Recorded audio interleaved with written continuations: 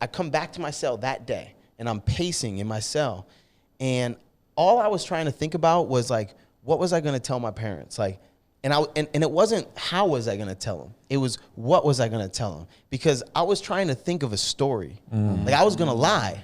I was going to tell them it wasn't my drugs. It was somebody else's. The guards planted on me. The inmates set me up, whatever. I was trying to think of a story. And then I had this moment of clarity where I just said, no, Mark, like, you know, you're not a kid anymore. You're not a kid anymore. Like, you don't make mistakes. You make decisions, you know, and all your decisions have foreseeable consequences. Like, you know, going into these things that there's a potential that it doesn't work out, you know? And so if you want to be a man, you want to be an adult, you want to operate as an individual, right? Then you need to be, you can't just take ownership of your decisions when they work out. That's right. You got to be willing to take ownership of them no matter what happens. Okay. So that day, I didn't decide that I was going to change my life. I never decided that. All I decided was that I was going to stop lying. That's the only decision that I made, and it changed my whole life. It changed my whole life because from that point forward, when something would, I'd have opportunities all day, every day. At that point, I was the man, you know, and I would go to do something just because it was easy. I could put this together. This is nothing, and I would think, man, am I going to want to own this?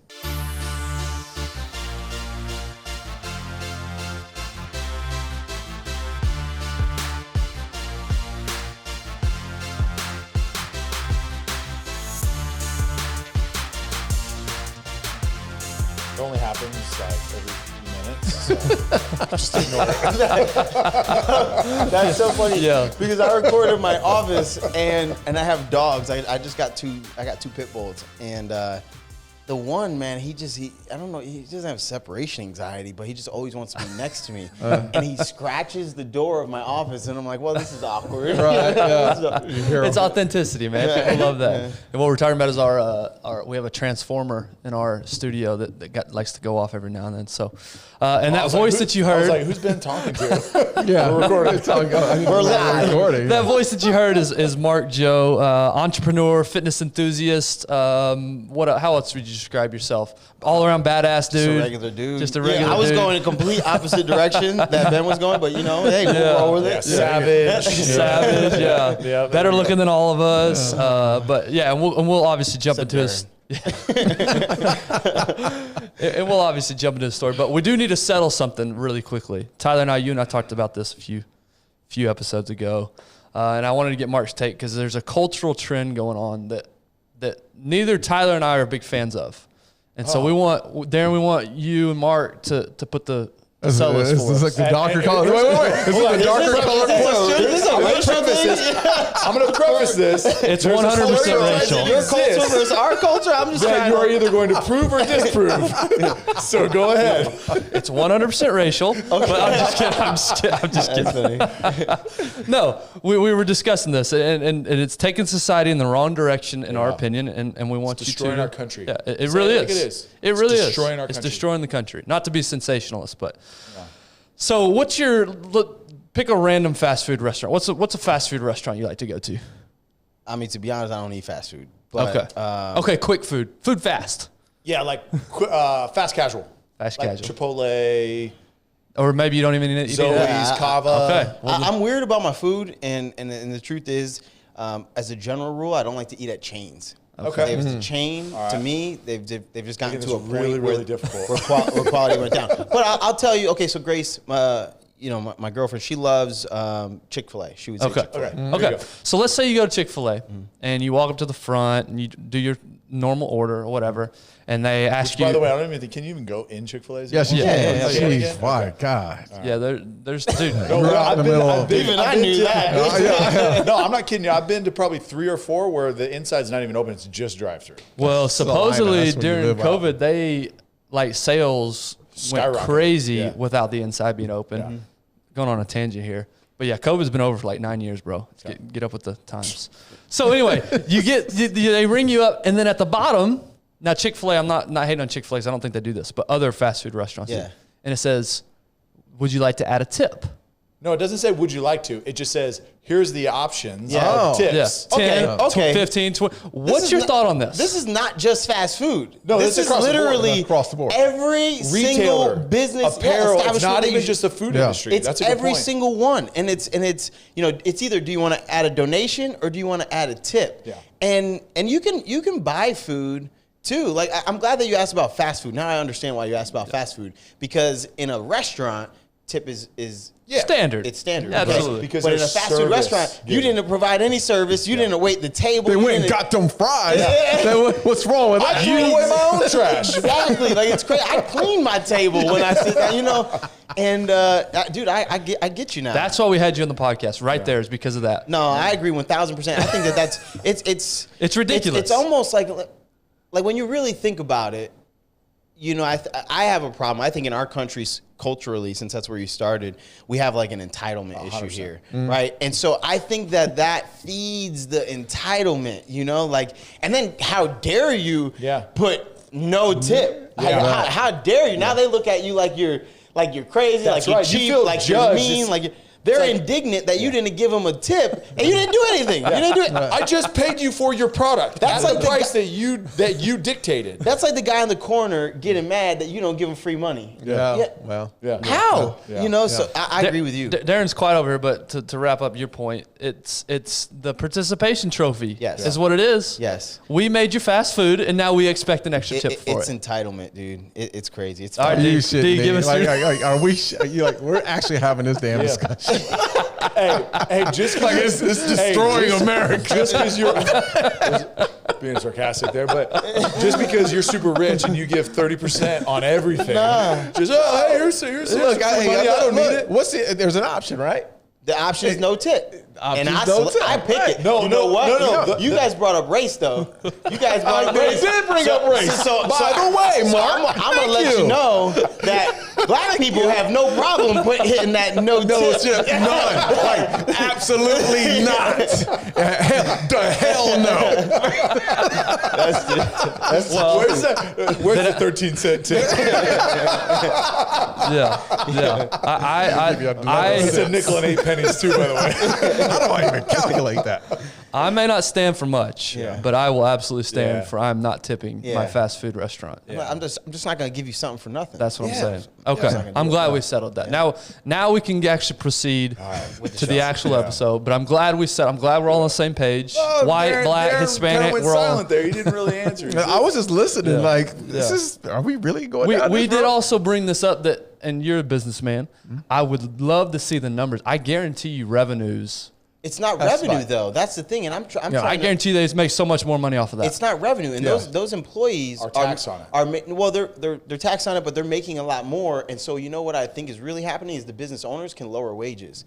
If I didn't think about that. business way. owners Yeah. can lower wages, if you're generating literally, I mean, it's probably literally 400% more. I mean, it's a lot in tips than you were previously generating before you implemented the standard options. Yeah, you're right. And it's happening across the board. I mean, across the just board. about you go up and you go to order a takeout. newsstand. You order takeout, boom, here it goes. You go to a newsstand, bam, here it goes. Yeah. Tip. It's just it's your prerogative if you feel the need to. Because there's been times, honestly, guys, we're going down this road.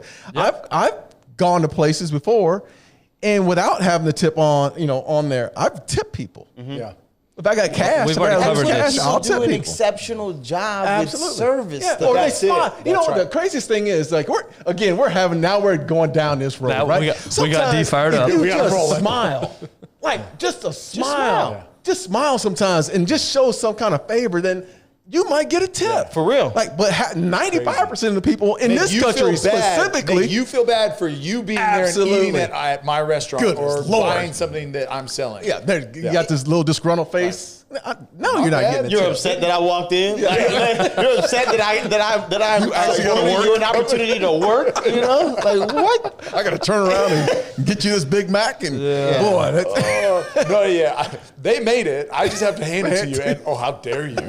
How dare you not give me 20%? Man, I knew there would be some fire and passion in that discussion, and that's why I brought it up. Yeah, there you so go. apologize for yelling in your ears the last 10 minutes and talking over each other. Well, hopefully we were a little bit more. Get used to it. It's going to A little happen. more You know cordial. what though? But I mean, like it's silly, but it's a I love Mark. conversation that's I love worth Mark. having. It is because I talk a lot on with my people on my platform, on my Instagram, whatever, on my podcast, about being a mindful consumer.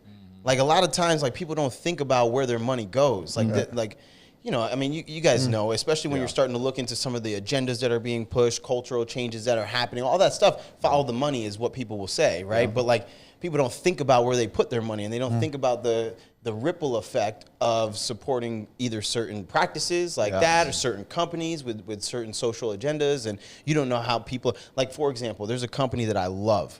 I love it, okay? My whole wardrobe was this company. And then I found out that they're doing some cultural trainings within nationwide or worldwide with their employees, you know, and it's they're pushing something on their employees that I don't agree with. And so I stopped buying their clothes. You see what I'm saying? You wear Mickey Mouse shirts all the time? I can't tell them not to do it, but I can stop funding. Absolutely. You see what I'm saying? Yes. And it's like, and that's just doing your research. That's exactly. Yes. And so I think that the conversation is silly, but it's worth having. You know, well, that's people mindlessly press that button, you know, and it's like the more you press that button, guess what? They ain't gonna take it away. They're not gonna stop doing it. You know? And guess what? Just make sure you get your food the first. employee's service is not gonna improve the more that you keep on giving positive reinforcement for a behavior that Bad behavior.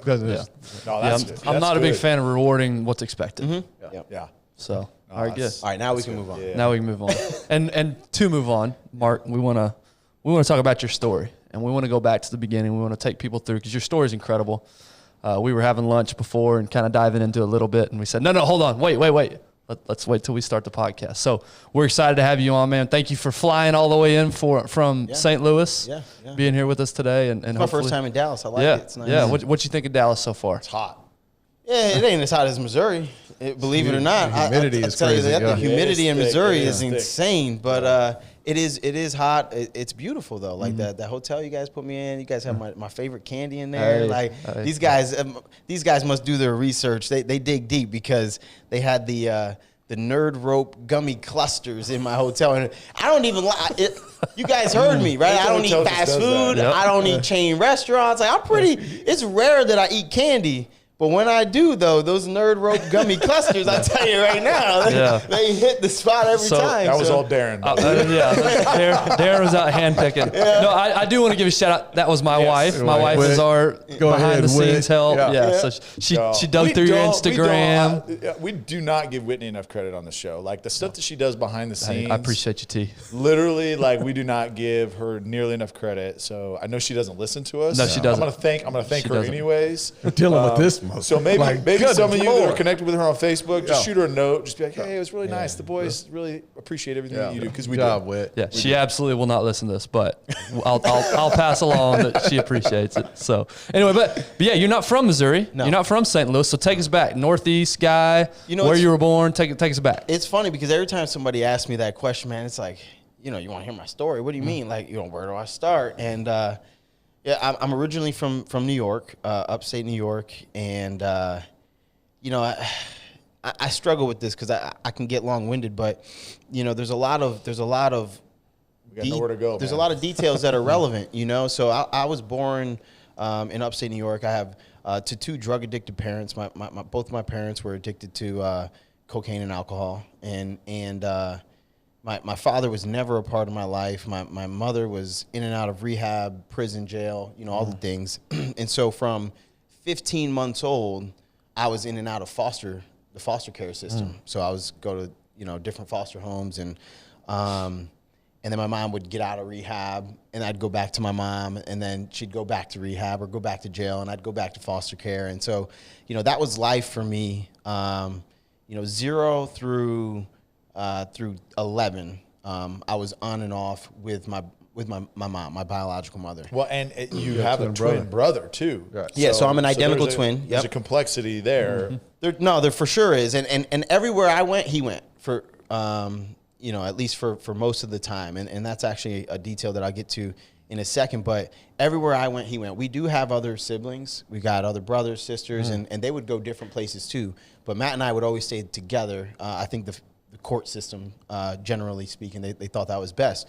And so fortunately, we had one amazing foster parents. Like, I mean, my foster parents are like, the best people in the world. And to this day, when I say my parents, that's who I'm talking about. I'm not talking about my biological parents. I'm talking about my parents. And so 15 months old, we got sent to Laura and Dennis first time, with a foster family, and we never had to go with a different foster family after that. Wow. So they were available every time. They would take us every time. At what age was that again?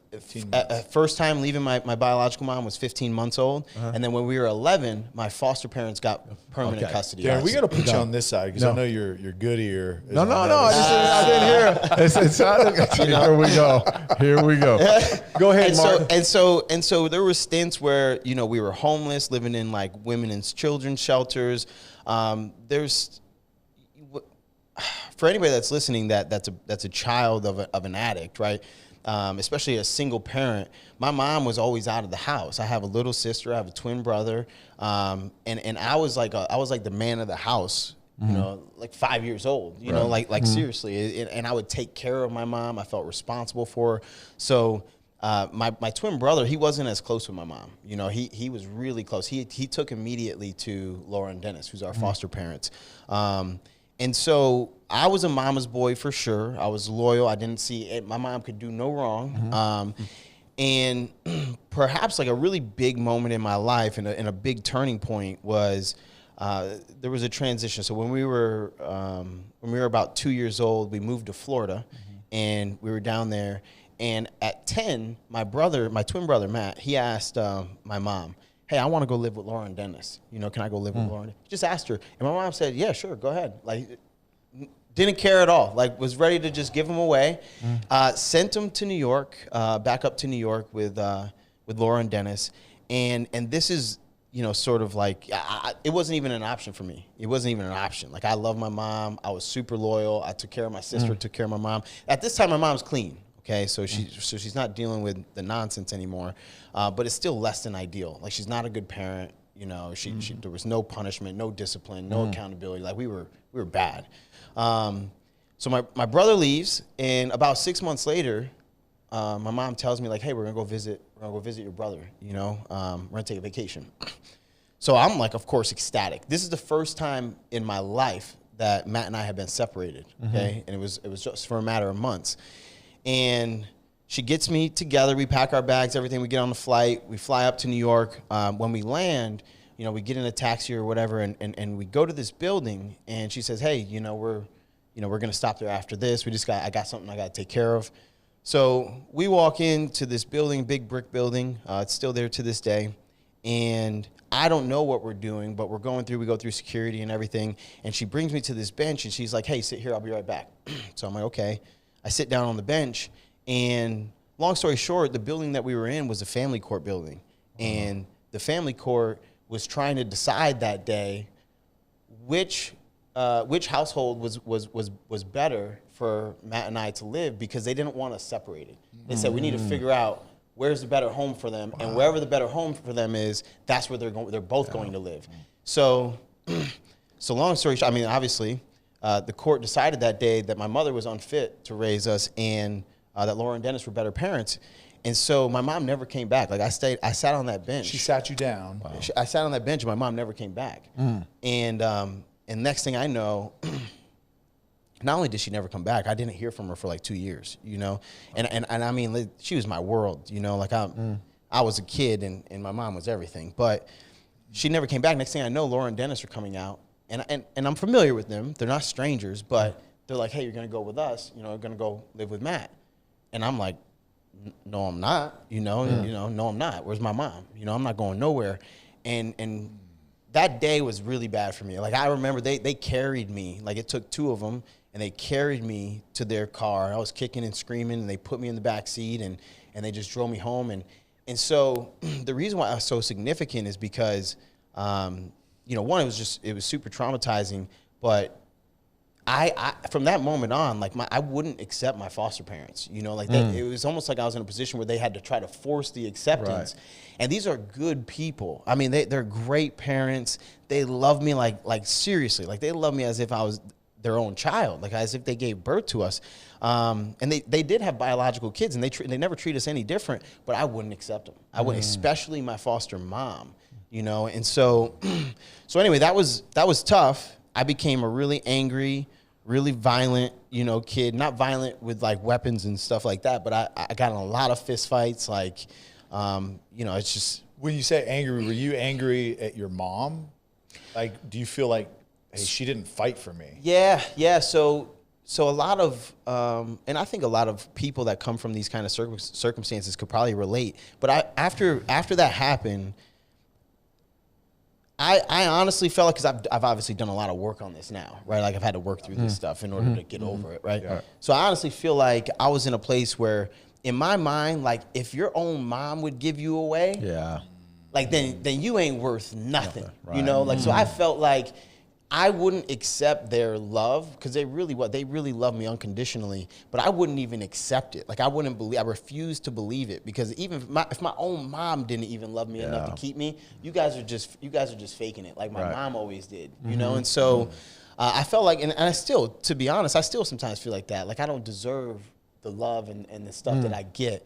So I think that's where the anger came from. Yeah. And so I had a lot of self-destructive tendencies. You know, I used to smoke weed like from a really young age. I would get in a lot of fist fights and stuff like that.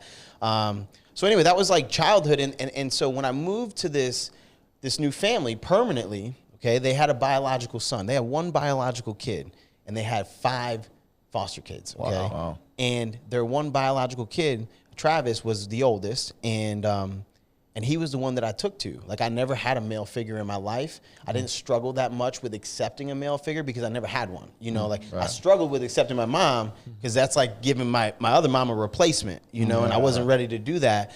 But Travis, I took to him, and we developed an amazing relationship. I spent every day, all day with him. I mean, I mean, he was just, you know, to this day, I mean, in my mind, he's bigger than life, you know, because, you know, he used to hunt. He played football. He went fishing. He literally one day just spurred the moment decided that he wanted to ride a bull, and went to a rodeo and rode a bull that night. You know, like this is who inspires my philosophy on life to this day. Okay, so like I mean, he was bigger than life, and mind you, I went there when I was 11.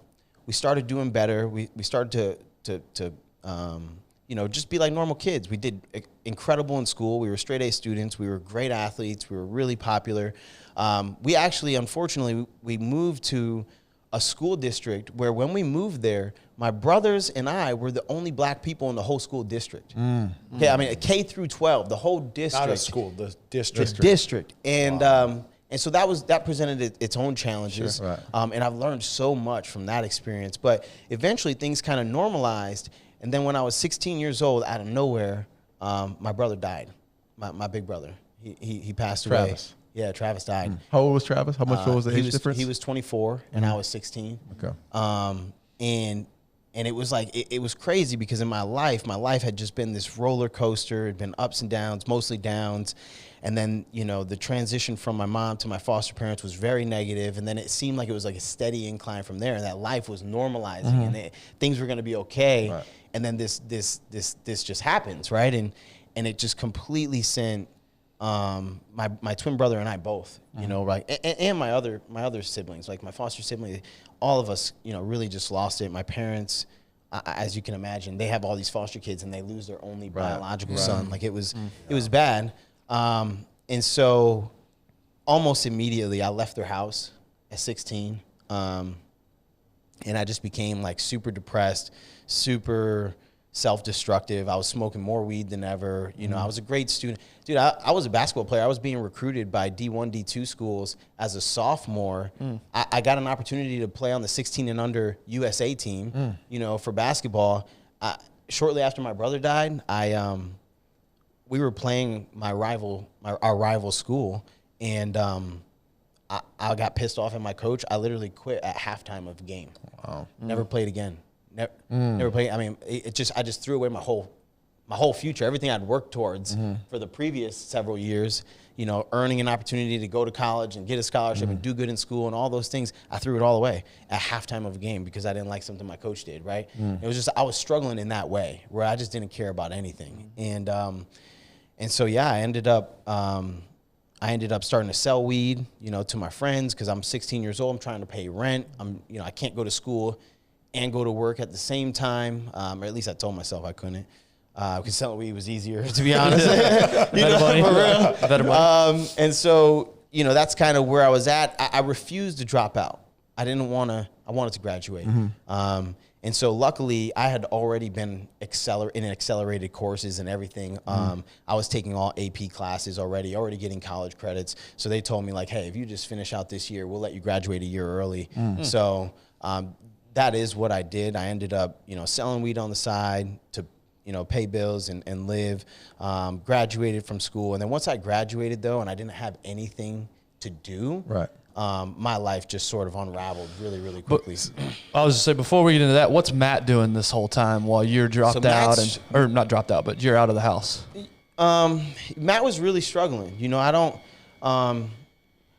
go too in depth into his story because his story is his story, and I know we both experienced a lot of trauma, and I try to be respectful of anybody that's gone through bad things like that because their story is their story, right? Right. And they experienced it, So, but my brother, long story short, he got really bad into drugs. So he wasn't business. He wasn't, I did a lot of things that I thought could have been potentially productive. Well, Matt was just completely self-destruction, and he got into some drugs that I've never explored. I've never gotten into some harder drugs, and he got so deep that it was very difficult for him to get out of that. And he eventually ended up in prison, and that's eventually where we both ended up. What was your? So my question going back was, you said you were selling drugs on the side, right? Were you in an apartment paying for your own apartment? Yeah. So when I was 16, I left my parents' house, and my parents they're awesome, man. So as soon as we turned 15 in New York. 15, that's when you can get a permit, get a permit and start driving your own vehicle and stuff like that. So as soon as we turn, and you can start working. As soon as we turn 15, the rule was you pay for everything except for your school clothes, and you're gonna get a job. And if you want a car, you're gonna have to pay your own insurance, and you're gonna have to buy your own car. Great parents. So great. I mean, you want a cell phone, you need to pay for your own stuff. But it was a double-edged sword because when I would do something they didn't like. You want to take away my car? You can't take my car. I pay for my car. Yeah. It's a double-edged sword. Yeah. So that's, but I was in a good spot just because that's what they taught me. You take care of your own stuff. So when I left the house, Matt was homeless. He was sleeping on friends, couches and stuff like that. But I actually had some connections just because of what I did on the side. And I knew a guy that, I sold weed to a guy that owned a couple apartment buildings. So I said, hey man, if I just pay you up front in cash, will you let me do this? Because obviously you can't sign a lease when you're 16 years old. Right. And he did. So I would just pay cash for the apartment. But yeah, that's essentially how I supported myself. I had to pay my phone bill. I had to pay my car insurance. I had to pay for my car. Yeah. That's wild. But the crazy part is too, like back then, man, everybody not everybody, but like my parents, my mom. My mom treated me like I was like this drug lord, and it's like, I swear I never touched nothing but weed. Right. And now I live in a world where like weed is okay. Yes. Like it's so a thing. normalized. And you understand, like I struggle so much with this. Like I walk into a dispensary, because I've in Vegas and whatever, I've walked into these places and they're like legit. And I'm like, man, I could have did this 10 years ago. Could have done this earlier. I literally could have done this. This was me 10 years ago. Exactly. And it's, charge my clients through their insurance. It's so funny. Like, I went to jail, and it's just crazy to wrap your mind around. There's certain things, and I'm sure we'll brush up on them, but there's certain parts of my story where I've had to take certain things and just bury them because it's not worth it. Like if I get hung up on it, it will drive me crazy. Like how do I go to prison for doing something that now is okay? And let's talk about that. How did you? I mean, let's talk about how you went through that situation. So you're out of high school now, right? You graduated in 3.5 years, 3 years or whatnot? 3 years, yeah. 3 years. So now you're out of high school. You're just selling drugs on your own. Yes. Tell us how you got caught up. Man, how I got caught up was stupid. So it's worth noting that eventually I progressed from just weed. Okay, when I was in high school, I just sold weed. You always do. Matter of fact, you know what I would have said to you? What? If you didn't progress, I would have said, man, you're a terrible businessman. Terrible businessman. What do you mean? Did you see the opportunity in these other categories? What are you promoting, Darren? No, I'm just saying, an entrepreneur spirit. That's just business, you got to get bigger. The business got to grow, right? And so yeah, I mean, for real. We're helping all entrepreneurs out here. It's so funny. And when you can grow the categories without growing the number of clients, it's like, why not? Zero cost on business development. So just more products. And I actually I think I saw somebody on Instagram or TikTok, somebody big, like Elon Musk or somebody, and they were talking about, you know, how like your average street drug dealer, they actually, I mean, sharp, dude. they actually are sharp, Oh, you know, they are because, sharp, you know, dude. there's a lot to it where Yes. you're trying to sell, you're trying to market a product that you can't market. Yeah. You know, you're trying, how do you do it? You know, it's just, it was a really good learning process, but which don't, it wasn't that good. It wasn't that good. Kids, don't listen to this. Hey, let's exhaust all of the resources. Yeah. All other reasons. Darren mentors once in a while, you know. So you're saying start with crack cocaine? No. Okay. Oh, okay. It's called 25 lighters a month. But They wouldn't know what that is. I did start with weed, and yeah, I mean, so the unraveling was, you know, my brother was big into my brother that died. He was big into like the Grateful Dead and like, you know, Pink Floyd and sort of that hippie, you know, 70s. That era. He was really into it. I mean, he would sit around with his bongo drums and like, you know, I mean, he was white and he had dreadlocks, you know, with like the beads in it. Like, okay, so he was like the poster boy for that stuff. And so when he died, like I got into it. You know, I started getting into, you know, all of that stuff, the jam bands, the Fish, the, you know, the Dave Matthews Band, Grateful Dead, all that stuff. And with that scene, okay, psychedelics are really big in that scene. You know, mushrooms, acid, all that stuff. And so that's where I progressed, was I started getting into that scene. I kept doing what I was doing, but I started like going to music shows, and I started just sort of building my network in that community, and yeah, just demand grew for other things, and I was very resourceful.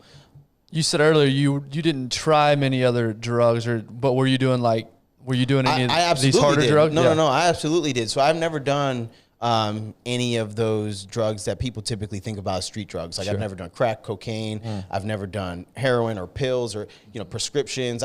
To me, there's never been a draw or an appeal to that at all. But I love, like, okay, when I was in school, my favorite course I ever took was philosophy. I had to take an advanced class. It was philosophy. I love psychology. One of my girlfriends, I saw her through her undergrad philosophy course, and then I also saw her through her master's program of mental health counseling. And the whole time, half of that time, I was in prison.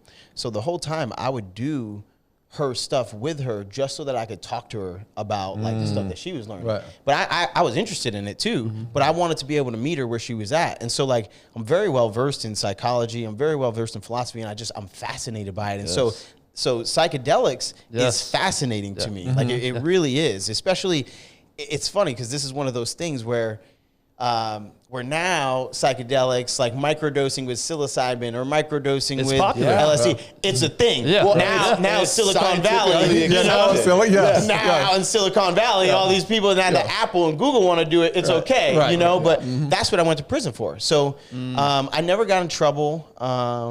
Never got in trouble with the law at all.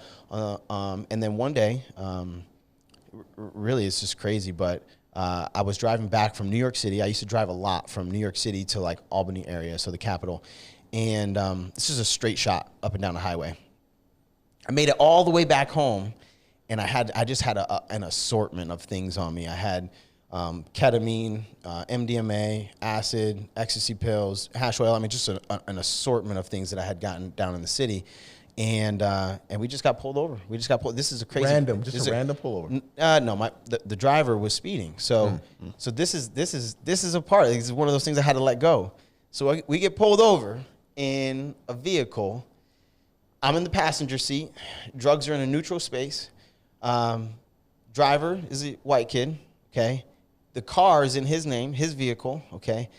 And we get pulled over. I don't say the drugs are mine, but I also don't say they're his. I don't know anything about the drugs, okay? Same thing, I assume same thing on his end, okay? In that situation, at least in New York State, I don't know about other places, but in that situation, the driver gets the drugs. It's your car, your drugs, responsibility. Okay? Right. He got 6 months probation.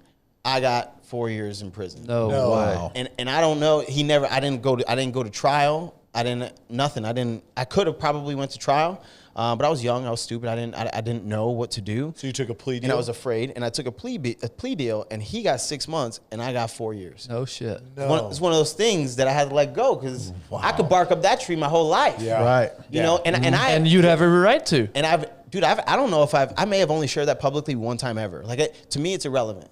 Like, I had to do what I had to do. Like, his story is different than my story. I had to go through what I had to. Like, I just take it on the chin and keep moving. But like, there's aspects of it that have been very difficult for me to let go. Like you said, you've had to bury things. You bury. I bury it. Yeah. I bury it because what am I gonna do? I could die on that hill. You know, I really could. 100%. You know, and then there's another hill that I could die on.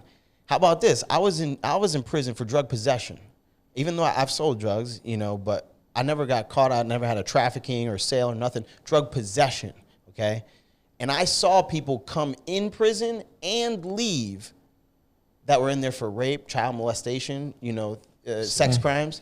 I saw them come in and leave. And I'm still sitting there, and I had drug possession, you know. There's certain hills that I really struggle with, you know. But anyway, so that's my story. We got pulled over. I ended up, you know, I ended up in jail. I bailed myself out. And at that moment, man, it was funny. I told the officer that arrested me. You know, I said, I basically told him to the effect that, like, hey, I ain't walking back into court. Like, you guys let me bail out. Like, you're going to have to come find me because I know I'm going to jail. Right. I know I'm going to jail. So I'm not just coming back. And it's funny because so what I did was I went back down to Florida. I bailed out, went back down to Florida, which technically that means I went on the run. And I'm down there, and when they come down, you know, U.S. Marshals come get you, and they bring you back. And when I went back, and I got arraigned, it was the same officer. And he said, you know what? I could at least vouch for your honesty, man. I could at least vouch for you did tell me. It was a funny moment, you know. But long story short, you know, I got sentenced to 4 years in prison. Even that's excessive, you know, for a drug possession. Yeah. The reason why I got so much time is because one of the psychedelics that I had is a Schedule I drug. So it's in the same category as like heroin or, you know, methamphetamine or something like that. It's not the same kind of drug, but it's in the same category. And so under the law, they treat it. Was it under the New York law, or was that national? That's federally. It's federal. Yeah, Okay. they classify substances, and then everybody just abides by that. And so, yeah, I mean, I had enough for where my drug possession was a Class A felony, like the same as murder. Same as murder's a Class A felony. My drug possession was a Class A felony. Oh, that's amazing. And it's my first time ever being arrested, first time in trouble, and they just taught me a lesson, you know. And so yeah, I mean, what's going through your mind when you get the 4 year sentence and you know you're going? What's going through your mind? You know, I was in a space, man, where I didn't even want to live. Like, that's the truth. I didn't want to live. I just didn't have the courage to kill myself. Like that. That's why I was so reckless with the drugs and with the. I'm not stupid. Like I'm not the smartest guy in the world either. But I'm not stupid. I knew what I was doing, and it's. And I knew that path it doesn't go forever. You know, I know that there's a dead end somewhere, and I was looking for the dead end. You know, and I was reckless even with my drug use. Like I said, I never used anything that could kill me, but I did. I was just reckless with it. You know, I liked psychedelics because I lived in a different world. Yeah. Like that's how they work. You know, and so when I finally got caught, man, it didn't bother me at all. Like it was just the next thing. It was just like I was pretty much dealing with life at that point rather than living life, you know. And so if I could deal with the pain and the you know, the mourning my brother, and then not only that, but at this time Matt was already in jail. So my big brother dies, you know. Then my twin brother gets sentenced to 10 years in prison. At 18 years old. When you're 18 years old, 10 years sounds like life. So I just lost my big brother. I just lost my little brother. I haven't spoke to my parents in 2 years because we're fighting over the fact that I smoke weed, you know. And so I got nobody. Nobody. I was lonely. And anyone show up at your arraignment? Nobody. Not a single person. Yeah, no. I don't even think my parents went. So you get booked. Tell us what the first week is like. So, man, you know, county jail is. I hate to make it sound like it ain't. It's just bad because it's your first time. You've never been in that environment. Right. But once you progress and you go to state prison, you look back and you're like, man, that wasn't nothing. But the first week it's just devastating. It's lonely. Mm-hmm. You know, it's lonely. There's this interesting thing that happens, and actually for me, it's more pronounced in prison when you're in prison, not county, and you go to solitary confinement. Mm. But it happens in county too. So I'll dive into it. But when you first get locked up, and again for me it was the box. But when I first went to the box, you know, your first week or there's a period of time where they don't give you any property. Like you kind of gotta like, I don't know. It's almost like if you're drunk and you get arrested, they put you in a room where you can't hurt yourself, can't hurt anybody else, and they wait till you're sober, right? So you got nothing. I don't even think you have any clothes on. They put like an apron on you or something like that, right? So you're in this room, this cement room with a metal bed, you know, a metal sink. Everything it's all one piece. There's no individual objects in here, and it's the first time in your entire life that you don't have anything to distract you. Like we as human beings, we love to conveniently distract ourselves 24 hours a day, okay? Yeah. For real. Like you think about it. You wake up, the first thing you do is look at your phone, look at your watch, shut the alarm clock off, turn the TV on, whatever. But we don't like to just sit and be alone with our thoughts, and it's because it's almost unbearable. Like if you've never done it before, it is, and especially if you got demons. Like if you got demons, dude, it's unbearable. Like I've seen people lose their mind. Like one of the rules in there when you're in that portion of the period, one of the rules is no talking. It's a quiet tier. And if you talk, a lot of times the COs they'll skip your cell on the next meal. So now you don't eat. You talk, they catch you talking. What are you gonna do to me? I'm in solitary confinement. I'm the worst of the worst. So you can't like put me in a different solitary confinement. Right. So the only punishment that they can give you, the only thing you look forward to in the box is your meals. You know, so they'll just walk past your cell when it's mealtime and they say, hey, next time keep your mouth shut. So I've saw guys that loneliness is so unbearable that guys would talk and just forego the meals. Wow. Like that's how it's. They needed the interaction. They needed to talk more than to somebody. food. More than food. Yeah. Because the alternative is to sit there and face the music. And it's, dude, that's what breaks people. And I know every time I go through this, there's people that will give me feedback in this, and there are these well-meaning people that say that's inhumane, it's blah blah blah. It is. People literally lose their mind in the box. It is inhumane, but it can't be any other way. You're talking about the worst of the worst. You know, I went to prison and I'm in there with rapists and murderers and drug dealers and all these things, and I was of the worst of the people in there. That's why I went to the box. So like what? So what are we talking about? You're talking about inhumane. These people are inhumane. Right. You know. So I don't say that to say that those people need sympathy. In fact, there's that pivotal moment in there where that either breaks you or it makes you. You know. And I think that there's certain things in life, or there's certain times, certain scenarios where only something that could potentially break you has the power to make you, you know? Like you can't just go through average shit and think that it's gonna build you up. No, you need to go through some shit. And in order to become unbreakable, I think you need to be broken. Right. I really do. I think you need to be broken. I think that's the only way you become unbreakable. And so that broke me. Like the solitary confinement, it wasn't my first week, but eventually, when I faced the music and I was low, because in the beginning I was the guy that wouldn't eat. Fuck you, I'll talk anyway, you know? For real. But when I was ready to face the music, and I did, and I forced myself to do it, it broke me, man. It broke me. Like I had nights, I can remember a night in prison where I sat up all night, and I just decided to write a letter to my brother, you know, and this is, you know, earlier I said I worked through some of this shit, right? So whatever inspired me to do it, I decided to write a letter to my brother as if I had one more chance to have a conversation with him, okay? So I write this letter to my brother. Boom, I'm writing. I'm up until like 2, 3 in the morning. Your older brother. Your older brother. The one that had passed. Your brother that passed. Yeah, right. Because that's the biggest demon for me. Yeah.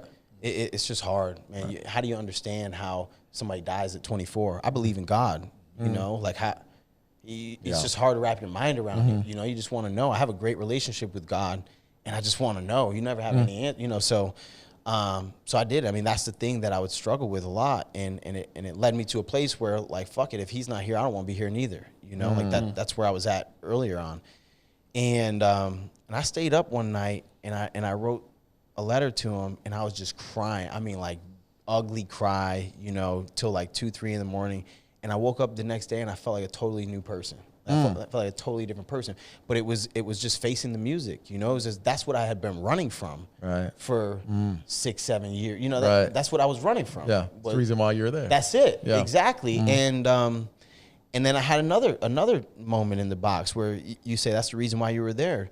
You know, and I've said this a lot, and so people who follow me closely, they've heard this and it resonates with them, because people will send me this quote, but I remember a conversation I had with myself in the box where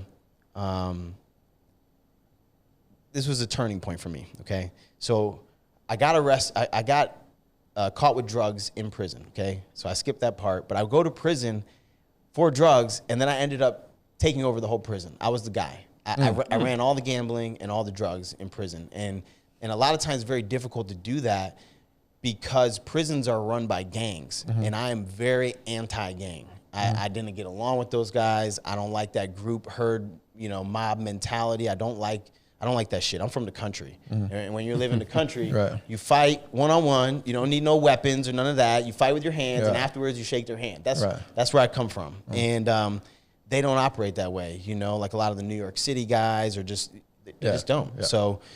So it was really, that's where I got in so much trouble in prison, because I'm the guy. They want to leverage me. They want to either extort me or be friends with me, one of the two, and I don't want either one.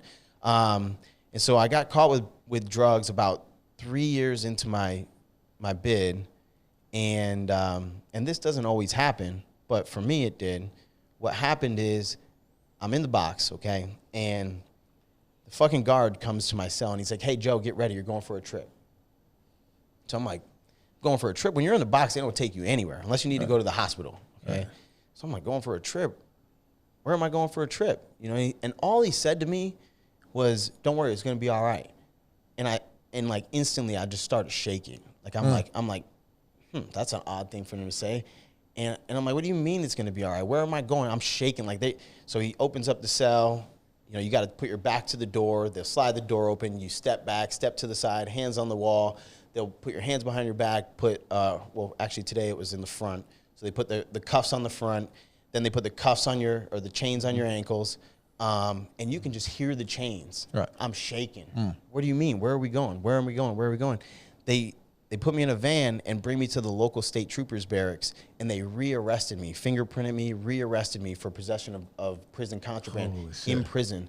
So what came of that is I got an additional 1.5 years tacked on to my sentence. So I went to prison with 4 years and ended up doing 5.5. So you're in the middle of it. You're at that 3 year point. I was less than a year away from going home. And okay, no. This is part of the story, because so I come back and I'm thinking exactly what how the fuck am I going to tell my parents?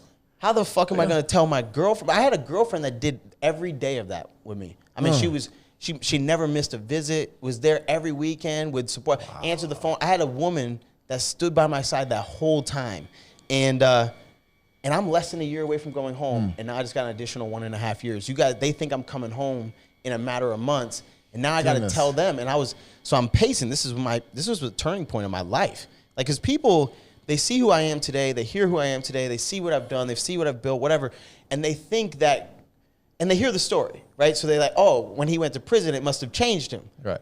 Prison didn't change. I was worse. At first, I got progressively worse every day of those first 3 years. I was bad. I was a bad man, you know, and the only thing I never got into was like hurting people. Like I don't, you know, but I still was breaking all the rules. You couldn't tell me nothing.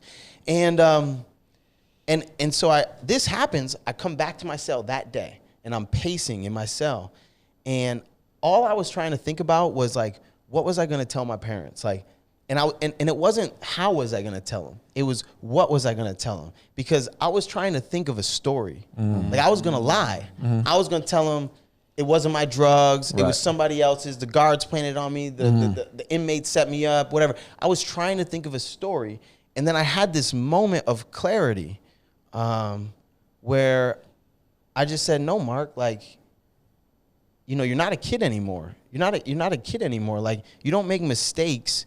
You make decisions, you know, and all your decisions have foreseeable consequences. Like, you know, going into these things that there's a potential that it doesn't work out, you know? And so if you want to be a man, if you want to be an adult, you want to operate as an individual, right? Then you need to be, you can't just take ownership of your decisions when they work out. That's right. You got to be willing to take ownership of them no matter what happens. Okay. So that day, I didn't decide that I was going to change my life. I never decided that.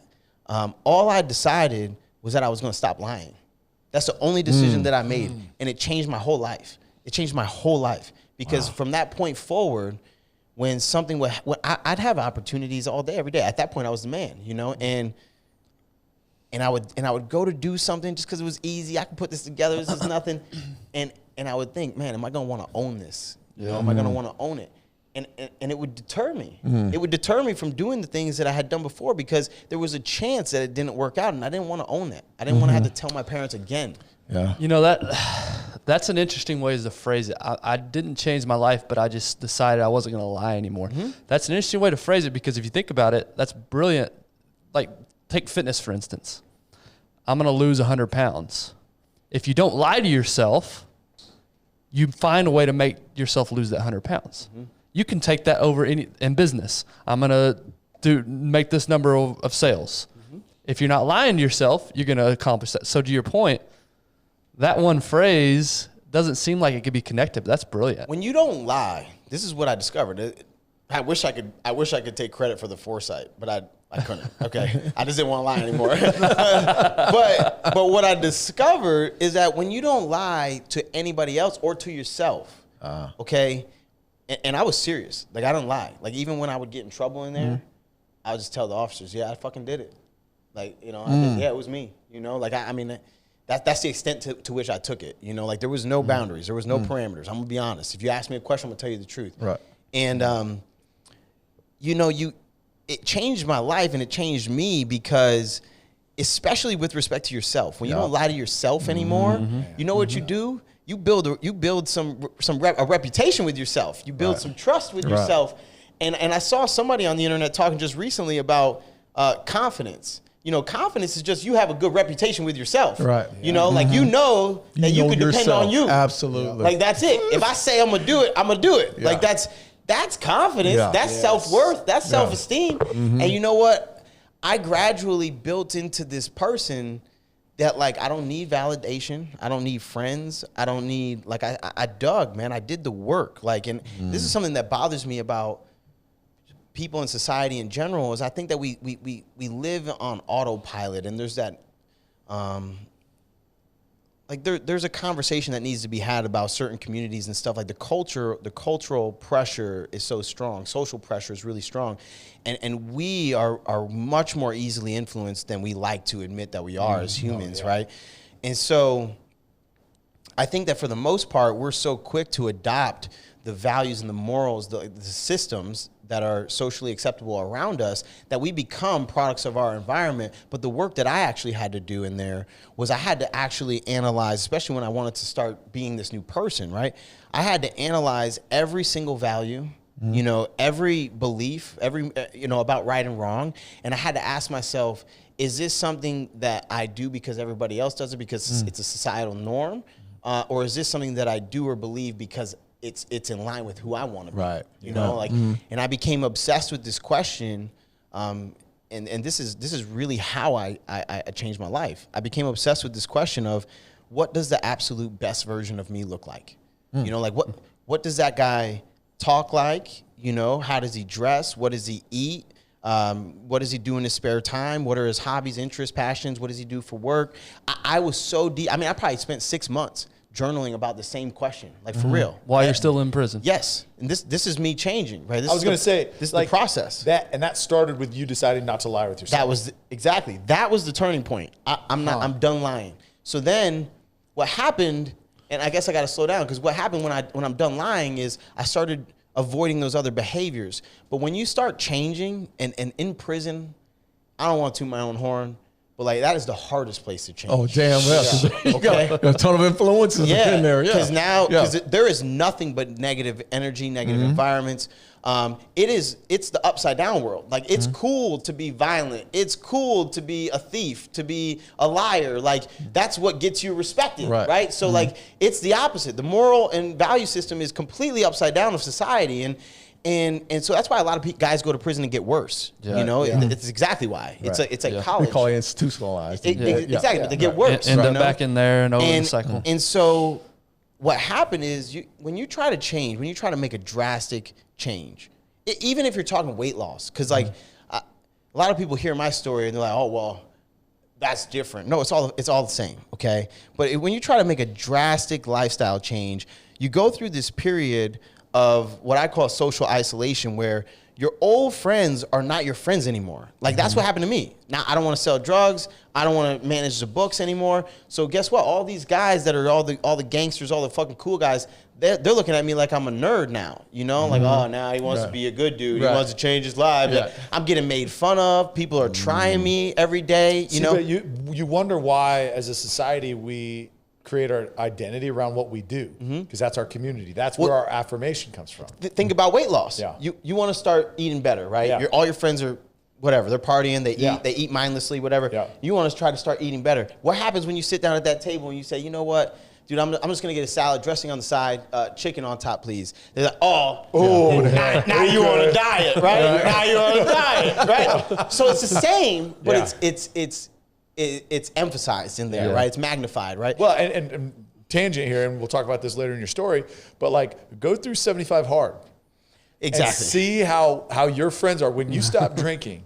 Literally, it's crazy, because like, really good friends, really, really good friends. Never see them, never talk to them. And they look at you like, is everything okay at home? Why are you not having a drink?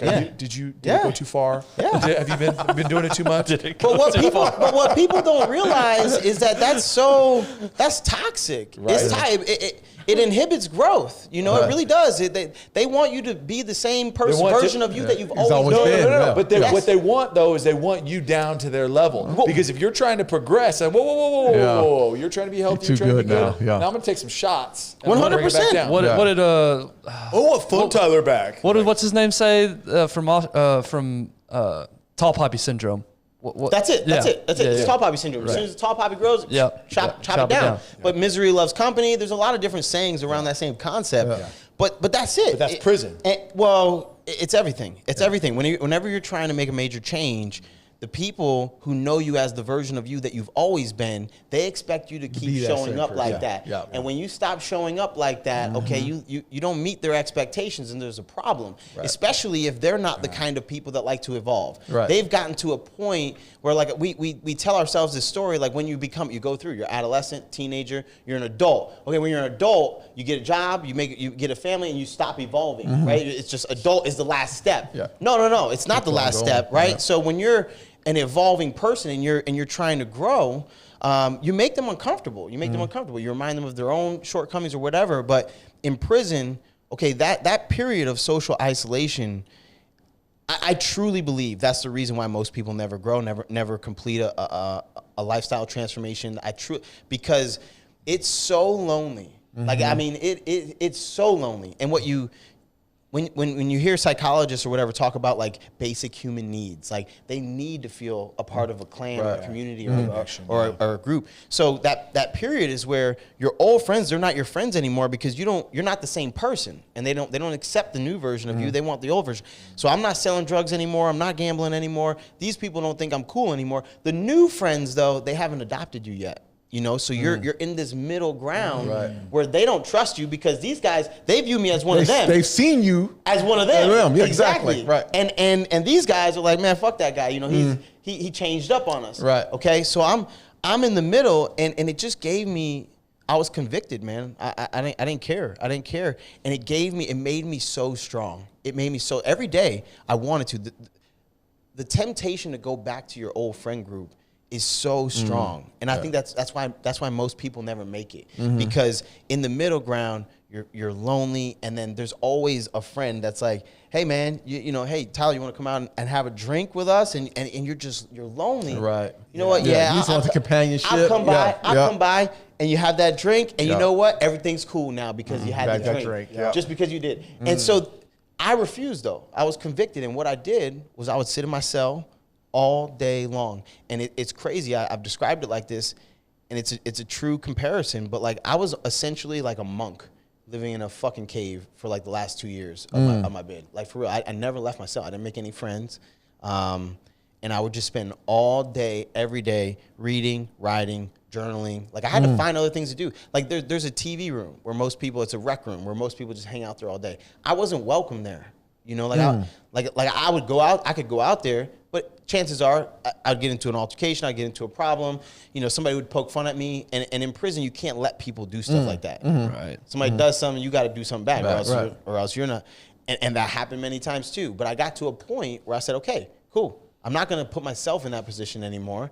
I'm not going to give them an opportunity to start something because I want to go home. I want to go home. I want to start. I don't want to be in here forever. So I'd stay there, and that's where it led. Was all these conversations I needed to have with myself. Who do I want to be? What do I think is right and wrong? What do I value? You know, it got so serious, and dude, I dove so deep into it. This is crazy, but in prison, if you want to get your good time, if you want to go home early, you got to do certain, you got to jump through certain hoops. And they got like programs in there. If you're in there for drugs, you got to do a drug program. If you're in there for violence, you got to do a violence program. And it got to the point where I felt so in tune, and I felt like I sort of discovered a lot of things about myself and why I ended up where I was and how to prevent it. I feel really strongly about helping like the lower income Black community. You know, like it's sad, and I know everybody's heard the numbers, but like when you're in prison and you literally look around and you see that 8 out of every 10 people is a Black man, it just strikes you. Like it's that's not the proportions of Black people in society. So why is that the proportion of Black people in prison? And so I started to feel really strongly about that, and I wanted to help them. So I developed a program, a 12-week program, and this is right at the end, that literally became a mandatory program. If you want to go home, if you want to get your good time, you got to take my 12-week program. No way. And one of them, and it sprang up from this conversation that I had publicly with a group of inmates, and it was a conversation I had with myself, right? And so the conversation was, before I came to prison, if you would have asked me, you know, hey, Mark, what's more important to you? You know, money or freedom? I would have told you freedom, right? But every single day I risk my freedom to make money. You know, or if you would have asked me, like, hey, what's more important to you, your friends or your family? You know, everybody would say, of course, my family, right? But every single day I neglected my family to be with my friends, right? What's more important to you, your health or your habits?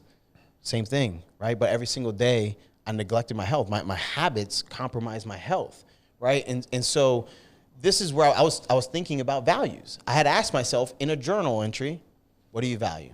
What's important to you?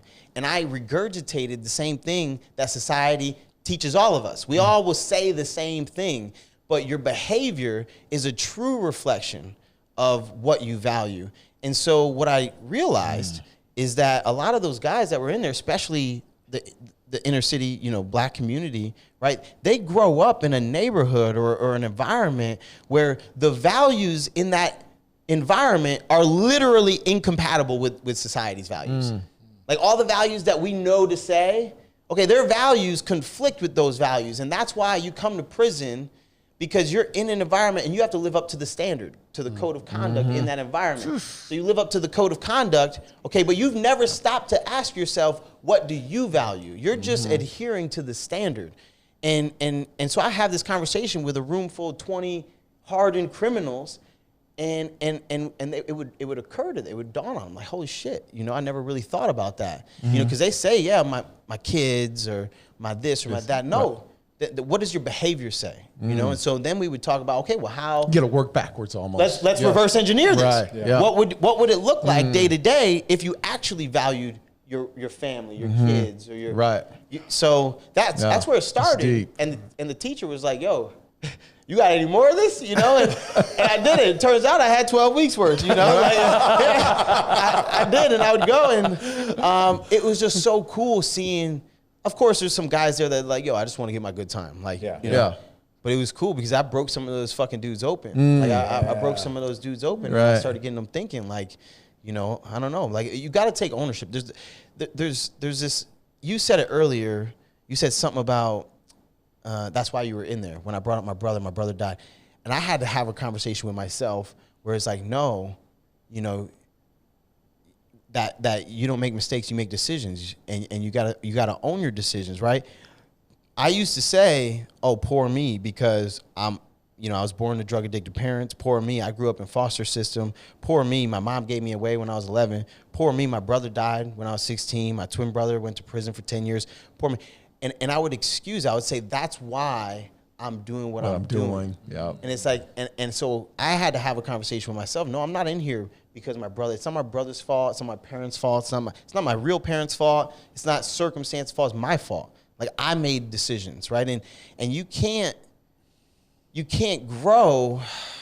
You can't take ownership of where you're going unless you take ownership of how you got where you're at right now. So when I'm sitting in the box, if this is somebody else's fault, well then I'm giving away, you know, I'm leaving the outcome up to chance. Right. But if I say, no, this is my fault, I created this, then that's the only time that you unlock the power to create the next destination. You've gotten rid of the victim mentality. Yeah. Victim mentality, you've exposed it for what it is. And it all comes back to that decision that I'm not going to lie. Not gonna lie anymore. Because Not lying. literally think about all this. Every time we justify in our head, every time we make an excuse, we really in the back of our head know the truth. We know. 100%. We know it. We know that it's in there. But we literally over and over and over until we're just kind of conditioned to think, okay, hey, we're listening to that voice in our head that's making excuses. But when you commit that, dude, and I love that because it literally, I was like, oh, dude, that's cool. Like, and that started you on your trajectory. But it all literally filters through that. Because everything. Because if the guys that you broke, you're talking about, it's like, all right, so we're going through this. They're hearing it. Then they're hearing the voice in their head saying, nah, this dude's full of crap. Nah. Yeah, this dude's fucking corny. Nah. But then they're like, oh, crap. Like, he's right. And I'm just lying to myself. Like, and that's how, and dude, I love that. That is, Dude, yeah. I'm going to listen to this episode like on repeat. I'll make my kids listen to this episode. Two things. Darren, you're out. Mark, you're in. New third co-host. You said you wanted to move to Dallas. So let's go. And two, We're looking for another black dude. Mark, that's all it is, man. That's all it is, bro. and two, would you consider running for president, my man? Yeah, 'Cause right. everything you just laid out, I mean, extreme ownership. We got the book right there. It's just the stuff, man. This is the basics, man. And it's sad because I think that in the community that I want to help the most, there is such an aversion to taking personal responsibility. There's there's the history. Yep. Okay. There's this happened to us. There's man, we don't have as many opportunities. Like I came home from prison. Okay. And that one kills me. Oh, we don't have as many opportunities. We can't get jobs, our school, our education. First of all, and I hate the education conversation because all the information that you need to learn, all the skills, everything is available. There's never been a time in history where there's more information available. I learned everything that I know because I self-educated. I literally opened a book, these things right here, and I just read them, thought about them, digested them, wrote about them, whatever. But I taught myself everything. You know, like we were talking earlier about psychology. Like I'm very well versed in psychology. I could talk to somebody that has a master's degree and be on their level. But you know what? I read the same textbook that they fucking read. You know how I read it? I bought it. That's it. Right. That's it. It's crazy. Like I think I asked somebody who was taking a mental health counseling master's degree course, and I said, hey, what book do you have to read? And I bought it. It's available, you know? So Well, I hate not when they only say, that- "Oh, I don't have the scholarship. Not only that, can't you afford bought college." it while in prison, correct? While in prison. While in prison. Yeah. And people say, "Oh, I can't afford to go to school. I can't." Guess what? Neither could I. But I could afford the book that they read, you know? And we tell people all the time, this top book, Atomic Habits, this is 3, 4, 5 years of somebody's life. That's amazing. Plus all of their That book's life amazing. experiences for $20. Yep, that book is amazing. All books are like that, though. All books are like that. That's You're what I'm saying. purchasing, you know, their experience and their perspective, which is valuable. That's why we're sitting here talking. We're talking about perspective. This might change somebody's life, you know, make them think differently about themselves or about the way they've been living. And it's because of my experience, right? So imagine if you could do that for yourself every day by reading a fucking book, you know? And so, but anyway, I came home from prison with nothing, you know, with absolute, I mean, Who's nothing. waiting for you when you walk out? My girl. She Okay. was there forever. What a stud. It's so crazy, man. She's the greatest woman, and it's sad because we didn't work out. It's sad for me. The hardest thing I ever had to do in my life was end that relationship because I'm just so loyal, you know, and I've never told this story publicly, but when I got caught on the run, I was down in Pinellas County, so outside of Tampa Bay, Florida, and I go to their county jail. I'm in holding while they're going to transfer me back upstate or back to New York.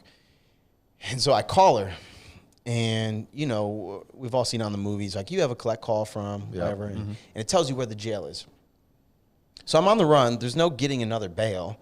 And I call her, and she picks up, and I'm like, you know, well, I'm calling you from jail. So obviously you know what it is, right? You understand what. And I'm giving her the talk that's like, hey, we're young, you know, I'm 19, I think. So we're young. You got a lot of life ahead of you. You're like, you've got a master's degree. You got a lot ahead going for you. Why don't you just, if this is meant to be, then when we, you know, when I get out of here, it'll happen. And if not, but I don't want to put any expectation on you. And she cut me off. And all she was like, well, how much time are you facing? And I'm like, and they always try to scare you when you first get arrested. So I didn't end up doing this much time, but they're like, you know, I said they said I could face up to 10 years. You know, I had a Class A felony. And the phone was silent, like just dead silent. And all she said is, well, are you going to marry me? You know, and I was like, you know, I kind of looked at the phone, like, am I going to marry you? This girl's crazy, you know? And I'm like, what do you mean? She's like, well, if I wait for you, you know, like, if I wait for you, are you going to marry me? Goodness. And I'm like, you know, I just told you I was facing 10 years, you know, and this is I mean, she's sharp. I mean, like I said, she's beautiful. And I said, listen, man, I don't know a single human being. My mom wouldn't put her life on hold for me. Yeah, that's right. You know, yeah. like, I don't know a single person. I said, so if you wait, then I mean, I would say that you deserve it. Yeah, of course, I'll marry you. So she did. She fucking waited, and so I came home, and I mean, I intended to live up to it, right? And so I come home. I moved in with my parents immediately. That was all I had, you know. But anyway, I want to tell that story first. So I come home. Things are good. I had a number of goals set for myself. Like, I had like a 5-year plan. Well, I did everything that I said I was going to do. I built everything. I did my 5-year plan in 1 year. I had a business. I was making 6 figures, you know, and everything was going right. Like, I had this big vision. I wanted to build this wellness. I just wanted to help people. So and the fitness space has the lowest barrier to entry. So I just got into that, right? So everything was going well, but I was working so hard, and I wasn't spending a lot of time with her. And I think that, you know, we both like fantasized about what it would be like when I came home for so long that like now it's really hard for me to live up to the fantasy, you know, like everything is going perfectly, but it's just still, she wasn't happy. You know, she was lonely, and then she had this complaint or that complaint. And then it was like, you like the money and the businesses are doing well, but you also don't want me working so hard. And so like, I just came to a head where I had to choose to either really pursue the best version of me and live the most meaningful and impactful life that I could, or be her husband, be the husband that she wanted me to be. It wasn't gonna. It became clear that I wasn't gonna be able to do both. Right. And At least at that phase in your life. At least at that phase. And it was just hard. Like it was really hard. Like I would come home and she just wasn't happy, you know? And so I asked her one night, like, hey, why don't you go stay at your mom's for a little bit, you know? Because it was just, I'm working really hard. I come home. Last thing I want to do is hear it from you, you know? And she went, and it was just 2 days later where I was just like, you know, we should talk. And we talked, and I said, listen, you know, I explained that whole thing to her. Like, I'm at a point in my life where I feel like I owe. Yeah. Like, I feel like I don't deserve this life. I don't deserve second chance. You know, I have this business. I'm making all this money. All these people love me and respect me. And I still have this, like, this what's that syndrome? This, where you just don't feel qualified. You just don't feel, I don't know. Imposter syndrome. Yeah, I have this imposter syndrome. And not only that, but I also feel indebted. Like, all the decisions that I've made, like, I have so many friends. Like, I've lost best friends. My best friend in high school died. My brother died. I have so many friends that are never going to come out of prison. Like, they'll be in prison or at least in and out the rest of their life.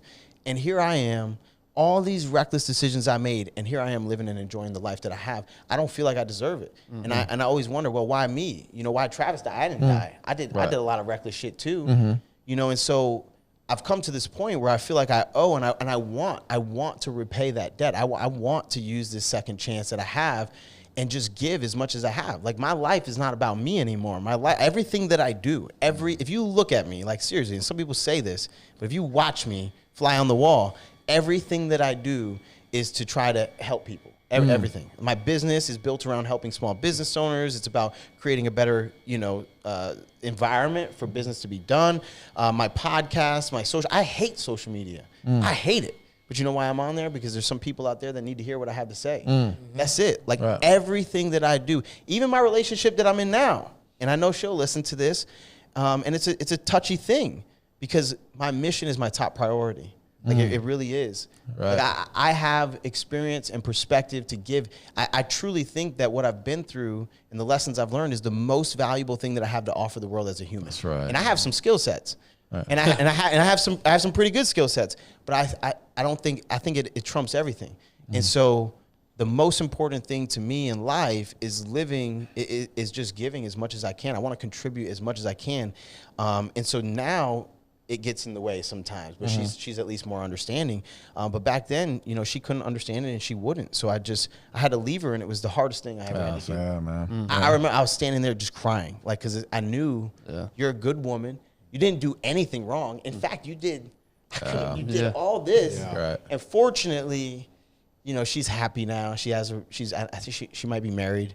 But, like, you know, at the time, it was just, man, it was really difficult. And, you know, look, there's no excuses, right? There's no excuses in life. But you became a man as well. You grew up. Yeah. You did. You grew up as a man. So you go into that process, right? Let's move forward from there. You're out now. You started up your own business. What was next in Mark's life? All right, I want to take a quick minute to talk about our partner, Choctaw Casino and Resort. We are really, really humbled and grateful to be a partner for them. If you've listened to this show for any amount of time, you've heard how great the resort is there, how great the casino is, the new expansion. They've doubled in size, 3,000 new slots. They've got unbelievable sports bar. They've got unbelievable restaurants, unbelievable movie theaters, arcades for kids. It is endless, the things that they've not only improved but added. But it's just the experience that they provide is second to none. Choctaw Nation has done an incredible job with the community, with philanthropy, with support. They have just done incredible things. So we are extremely humbled and grateful to partner with Choctaw Casino and Resort. Make sure, I know you know it, it's just a short drive up 75. Go check them out. And now back to the episode. Well, that was a cool process. Came home, nothing. And a lot of people they don't get this. They don't understand when I say I came home with nothing, because if you were born in America, you've never been in a spot where you had nothing. You know, like, I didn't have any socks and underwear. Like, I didn't have nothing. And no money in my bank account. I was depending on my parents. Luckily, my parents had a room that I could stay in, but that was it. What was that reconciliation, right? Because you weren't talking all the way up until the point. About 2 years in was when, about 2 years in was when my parents finally reached out. And it wasn't them avoiding me. It was me avoiding them. I didn't want to talk to them, you know? And They reached out, hey, can we come visit you? They come visit me. This was crazy. They come visit me. The whole time, nothing. We're just interacting as if nothing happened, right? And they leave, give me a hug. I go back that night. I had another night, like the night that I wrote to my brother. I just had another night where it finally dawned on me that like that's unconditional love. Like they just showed up and we had this day together and they act like nothing happened. Right. They act like nothing happened. I put them through everything. Like, I put them through hell. I was on the run. When I went on the run, I disappeared. I didn't tell anybody. Like my apartment was left. There was pots and pans in the cabinet. Like everything was. They didn't know if I was dead, on the run, whatever. Like they're my parents, and they showed up 2 years into the bid. We haven't talked in 3 years or whatever, and they act like nothing happened. They brought me gifts. They brought me books and clothes and stuff like that. Like nothing happened. And I went back and I fucking cried. Because I'm like, man, all this shit, I pushed them away for so long. And that love was real. Right. Like that's when that love was real. That's when I realized what unconditional love really is. It's you show up. It's okay. Nobody's perfect, but you know what? They love me anyway. And it was crazy. It was a big moment. But I come home. I want just real quick. I want to call something out. I think parents out there, right? Hear that. I want you to hear that story because it was so powerful. It's imperative. Like kids, we're idiots. I say we're idiots. Kids are. Yeah. But really though, like just continue to show up. Continue to show up. Like I got continue goosebumps. to show up. And my mom is like me. She'll fucking tell you what's on her mind no matter what. So like so to your point, because I'm not a parent, but to your point, you don't ever get off that fucking horse. Like, don't accept or tolerate things from your kids that you know is not okay. That's why we weren't talking. That's why we weren't talking. That's right. Because it wasn't okay. Right. And you know what? She was right. That's it. And I didn't like it, so I didn't talk to her. Yeah. But you know what? They'll come around, and when they do, you show up and act like nothing happened. They will grow up and figure it. But the kids will figure it out, and then they'll look back that entire time that you were consistent about it. They're like, listen, like, I know you're better than this. I know you're better than this. I know you're better than this. And then they'll finally like, oh, crap. What they've been saying for years and years and years. Here it is, right. yes. But think about the opposite. If your parents be like, oh, you're doing good. Yeah, you're really successful. Good job. Look, hey, we won't just talk about that other stuff, but everything's good. And then make your life, all that's doing is enabling and reinforcing bad behavior. Like you talked about. It's the worst thing a parent can do for you. The worst. It's the worst thing. And that's what's That's happening. what parents want to be is best friends. That's what's happening. You are not their best friend. Yep. Yep. That's what's happening these days is parents are tolerating behaviors that really are intolerable.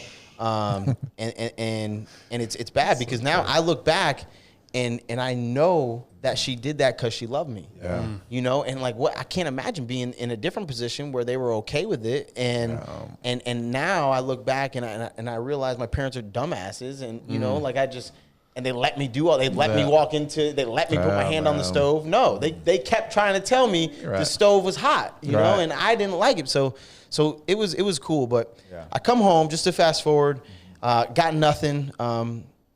You know, I wanted to help people, and I didn't know. I really wanted to get into mental health, addiction, recovery, even like in the inner city neighborhoods where. You know, just self-worth and some like social programming, kind of like my 12-week program, but like on a bigger scale, helping ex-convicts. But the psychology field and the social work field has a higher barrier to entry. You got to go to school, you got to get qualified and all these things. So the fitness space, honestly, a fitness journey was also extremely helpful to me changing my life because it teaches you things like discipline and delayed gratification and consistency and, you know, just building upon what you did yesterday. Right. Like that's life. That's all of life is just build upon what you did yesterday. You must have been listening to our Wednesday episodes. You must subscribe and rate 5 stars to the One Shot Podcast.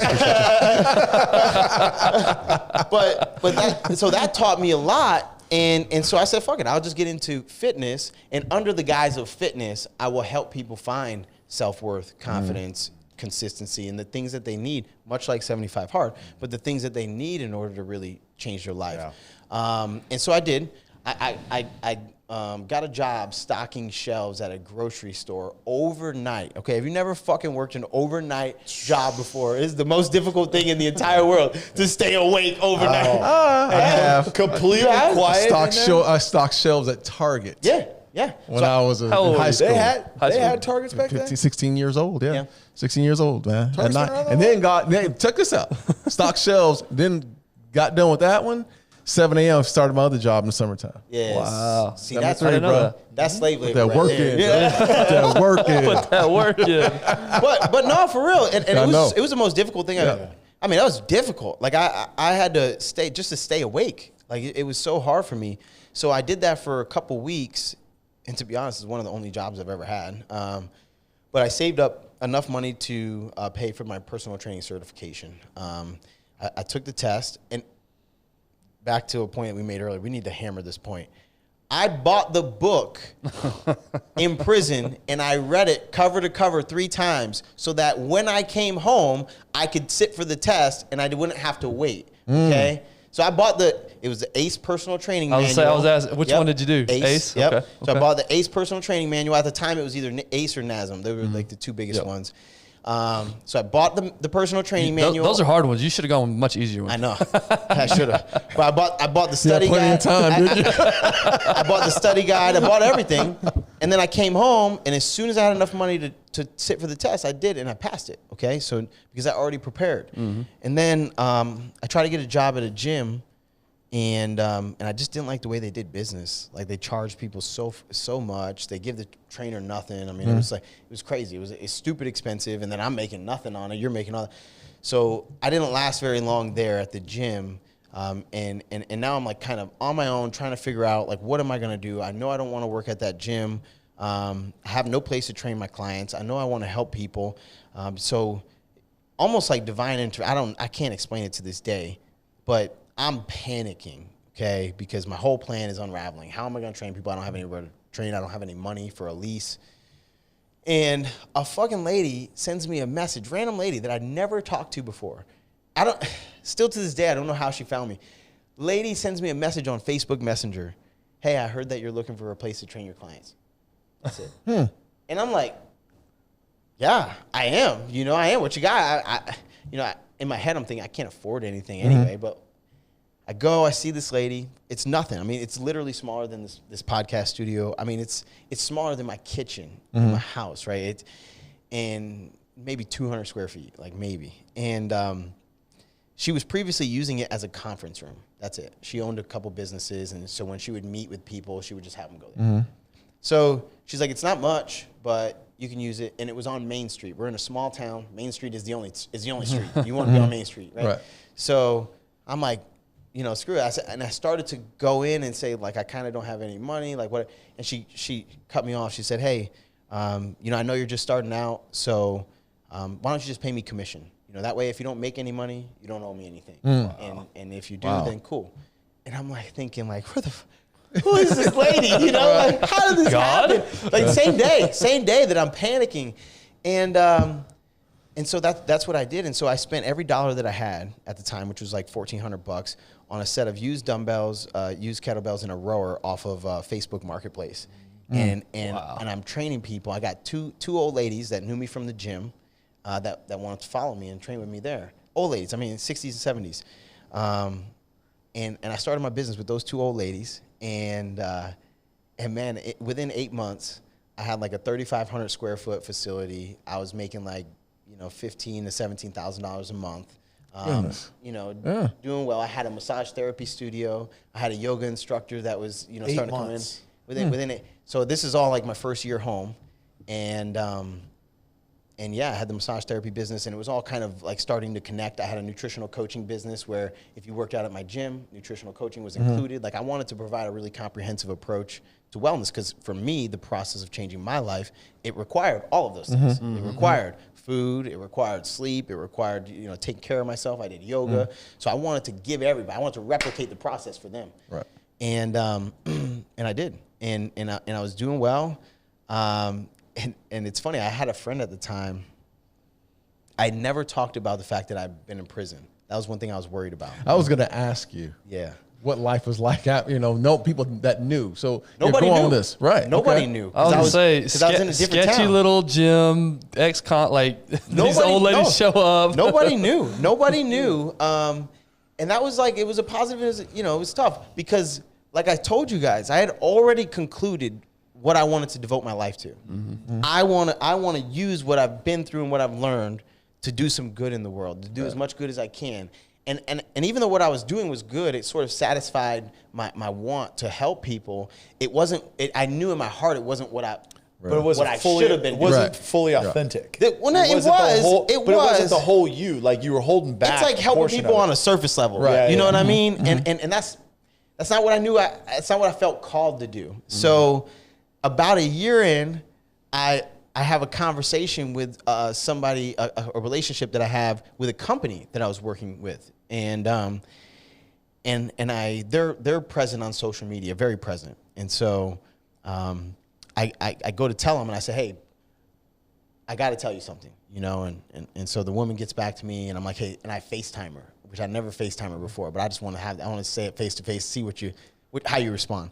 So I FaceTime her, she thinks it's weird, and so I'm like telling her, like, hey, listen, like I got something I want to tell you, and blah, blah, blah. I kind of want to tell my story on social media, and I just want to make sure that like you guys would be okay with it. Like I was fully expecting that this company was going to not even want to have anything to do with me anymore because, I'm going to tell the story. So that's the conversation I wanted to have first. Like, hey, if we're going to cut ties, let's cut ties because I'm about to do this. And I tell her the whole story. Like, hey, I've been to prison. I just got home, and the only thing, like I'm thinking that that's the biggest deal in the world. The only thing that she said back, she was like, Mark, how the fuck did you do everything that you've done so far in a year? You're telling me you only been home 1 year, Right. And it just made me feel so good that was more of a priority in the conversation to her, and it was reassuring. And even the response to her, I'll never forget, was like, the question caught me off guard. What do you mean, how did I do it? Like, I said, I just don't waste any days. Like, I just don't waste any. Every day I wake up and I ask myself, what can I do today? And I just do it, and I know that that's a novel idea because people don't do it. People like work really hard Monday through Thursday. I mean, most people don't even work really hard, but they work Monday through Thursday, and then Friday rolls around and they kind of like half day it. And then Saturday and Sunday we do this, Put our feet up, that's right. We put our feet up, and like in my mind, in prison, I had this realization. I stopped in the box actually, because in the box, when you're in the box, all days are the same. You lose track of time. You don't know how long you've been Dude, in there. You need to write a book. Your book needs to be in the box. The box. In the box. Yeah. Small-minded. There's gonna be a movie, bro. Really? That's what I'm saying. The book will lead to a movie. That'd be cool. In the box. But in the box, I'll be your manager. It's like one big day. You lose track of days, you lose track of weeks, times, and so your routine is all that you're committed to. So for me, when I wake up, I do yoga. Then when I do, I pray. I do yoga. I journal. I read. I eat breakfast. I exercise. That's what made my days. That's where the time, the chronological aspect of time. That's where it came from. Was at what point in my routine am I in? And so I come home. And I make no distinction between days. Like Tuesday is no different than a Saturday or a Sunday to me. It's every day is an opportunity for you to get closer to either who you want to be or where you want to be, right? And so that's what I did, is I just woke up every day and said, okay, cool, what can I do to move forward today? And I made a list, and I did the list. And then she's like dumbfounded, like, how did you do this? And I'm, when you don't waste any days, it's incredible how fast you can accomplish some things, seriously. Yeah, for sure that, but also the 5 years you spent working on yourself. I didn't spend 5 years. That's the thing. The 2 years. That's the thing. I spent 2 years working on myself. So that year went by fast from an outsider perspective, but you've been working on it. But I've been working on it. You're right. I had some plans, I had some ideas, but I had no formal business experience. No, still to this day. You know what I was most afraid of? People sometimes when they come home on parole, they get afraid they're going to violate, right? Because they're afraid they're going to get caught doing something. Right. I wasn't afraid of that. I wasn't doing nothing wrong. You know what I was afraid of? I was afraid that when I built my business, I did something wrong and I broke a law or I evaded a tax or something. And I was gonna go back to jail. I was afraid. I'm like, I hope nobody ever looks into my business because I just did this shit from scratch. I didn't ask for no help. I didn't have nobody helping me. And I'm like, I probably broke a rule somewhere. And if I did, I'm gonna go to jail. That's what I was scared of. And so then, just sort of business went well. I had an opportunity to really work under somebody that I respected a lot. Andy Frisella. So he's well known business entrepreneurship space. And at the time, when I was building my business, I was listening to a podcast that he had. It was the MFCEO Project. And this podcast was like, in my opinion, it's one of the greatest podcasts ever put out. Agreed. It's amazing. It was the #1 business and entrepreneurship podcast in the world for like 5 years in a row, like #1 ranked. It was just so good. And the premise of it was he would just show up and he would share a lesson that he'd learned in business over the previous 20 years for young entrepreneurs. So I'd listen to an episode and I'd implement it in my business and it would work, and then I'd listen to another episode and then I'd implement it. And so eventually I became to really respect, appreciate, and even like idolize this guy because he taught me everything. He helped me build my business without even knowing it. So when I had an opportunity to go out and work for his company and work directly for him. Wait a minute. Don't skip this. So did you call him? Did he reach out to you? Nah. I mean, let's go through that. Let's go through that dynamic. So their company has an independent sales opportunity. Like when they're in the sports nutrition business. So when you're like a personal trainer or a nutrition coach, ambassador program, right? Or a gym, or a gym owner or something like that, you can reach out to them and apply for like basically permission to sell their products, third party. Okay. So I did. I reached out, I applied. Most people in their ambassador program, they sell products on social media, right? They're very, very, very present on social media. But I never had social media before. I didn't know a thing about social media. So I'm old school sales, on the street, literally, literally, yeah. I got some pre-workout in here. Come check this out. For real, literally. But I'm in this space already. I have a nutritional coaching business at this point. I have the gym. I've got a lot of clients. So like supplements is a conversation, and it's crazy because.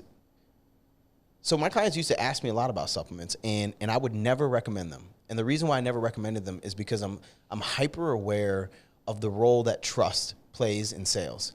And I would never give somebody a product that they would be able to say, oh man, Mark told me to use this product. And so with supplement industry, it's really dicey. It's really dicey. Up until that point, I hadn't found a single company that across the board, their product line was something that I felt comfortable recommending to somebody, right? So especially even think of simple things like protein powder.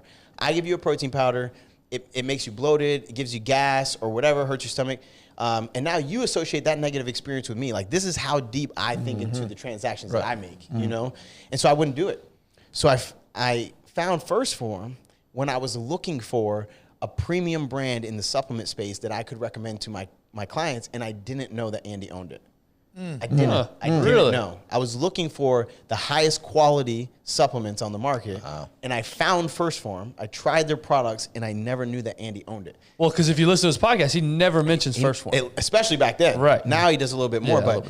But so I apply, I get accepted, I start like crushing it. Apparently, I didn't realize it at the time, but I was one of the top performing men that they had, to the point where they recognized me. They gave me this award and flew me out to St. Louis, which is where the company's headquartered. They flew me out to St. Louis just to like give me like this VIP experience to meet everybody and blah blah blah. And long story short, one of the executives was like, "Hey man, I know you got a lot going for you out there in New York, but if you're ever interested, we could use a guy like you around here, because the question was like, dude, what the fuck are you doing over there? Like, you don't even you got 200 followers on social media. Like, what are you doing? How are you moving all these supplements, And how many people were with the company at that point?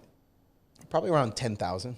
Like, probably. Oh, you mean internally? Employees. Oh, I'm sorry. Yeah, they had about 10,000 reps, and of the 10,000 reps, I was recognized. They gave me an award called the MVL, which is just most valuable, basically. And internally, the company was, in the office space, they have a warehouse as well, but at the office space, I think they only had like 7 or 8. Okay. It was a small company. Wow. Okay.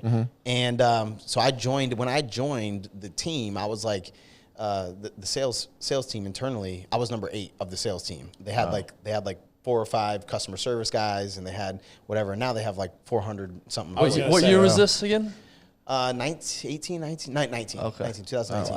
But they've grown a lot over these past several years. The company's only 12 years old, but it was really like these last 4 years that like things have changed drastically. Like for example, when I first applied and I started selling the products locally, people literally had never heard of it before.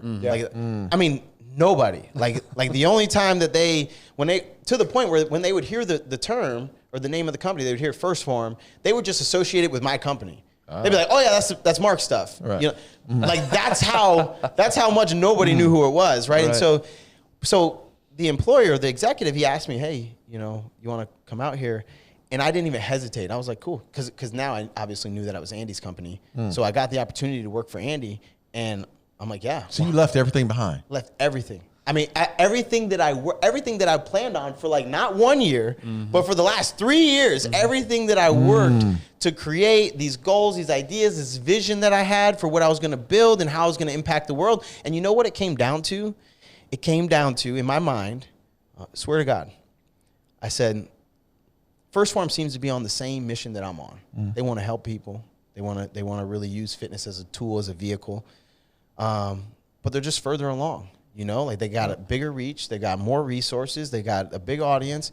And so it was just an ego question. It was just like, if you're truly committed to the mission and you want to help as many people as possible, well, then there's no choice here, right? Like you can impact exponentially more people by helping people who help people than, you know, you being one of the people who helps people, right? And so that was it. It's all it came down to, was that I could have a bigger impact if I went there. And so I literally walked away from my own business. I walked away from my family, who I only was home for a year now at this point. Like they already lost me for 5.5 years, and now I'm leaving again. I walked away from all my friends to move to a place where I didn't know anybody other than Andy. And I'd never been there before. And I started, and by the way, I was making, like I said, you know, $15,000, $17,000 a month. I started at First Form for a $30,000 salary. Wow. $30,000. Wow. Less than 2 months. Less than 2 months. Literally. And it was, and it wasn't even a question. I moved into these grungy, the cheapest apartments I could find. I'm living in, you know, I mean, to the point where when my parents came out to St. Louis to visit me for the first time, my mom walked in and cried. She walked into my apartment and she cried. And she said, Mark, you're not in prison anymore. For real. And that's what I gave up everything to start over. And this is it's a point that I like to drill home, because people are so afraid of that one step backwards, two steps forward. I love it. I love it. I just did it. I don't work for First Form anymore. But in the previous 3.5 years, I worked my way up to being top employee in the company. And I resigned. I just resigned, you know, 2 months ago or a month and a half ago. And it's, you know, people think you're crazy. You know, I'm okay with being open about it, but you know, I started at $30,000 salary, and I just resigned. I was making $250,000. You know, I was one of the highest paid employees in the building, outside of the executives and things like that. And most people are like, and my job was cushy. I mean, my job was awesome. Like, my job was the best job in the building. All I did was manage relationships with really cool people, like you guys. Like that's it. That's all I did. They would fly me all over the country just to go wine and dine people. Like that. Like, that was my job. And have they found a replacement yet? I'm open. Gonna apply, right? I mean, so Hey, you have to like people, Ben. yeah, That's true. Sorta. Slight hiccup. I don't like people, so you know what? Me neither. I made it work though. But so people will say, man, how the hell do you walk away from something like that? Well, if it doesn't light your fire anymore, you know, if you don't wake up excited to do what you do, like if you're not happy about it, if there's a way for you to keep it and light your fire, then do that. Okay. But I'm an all in or all out kind of person. And I reached a point where it just, you know, it became rote for me. I wasn't connected to the impact anymore. You know, I didn't see the people that I was helping. And, you know, I mean, even there's people that I've helped a lot in my previous role. I've helped them make a lot of money, you know, but that was never my goal. My goal was never to help people make a lot of money. I can help people make a lot of money, and that's why I got paid well.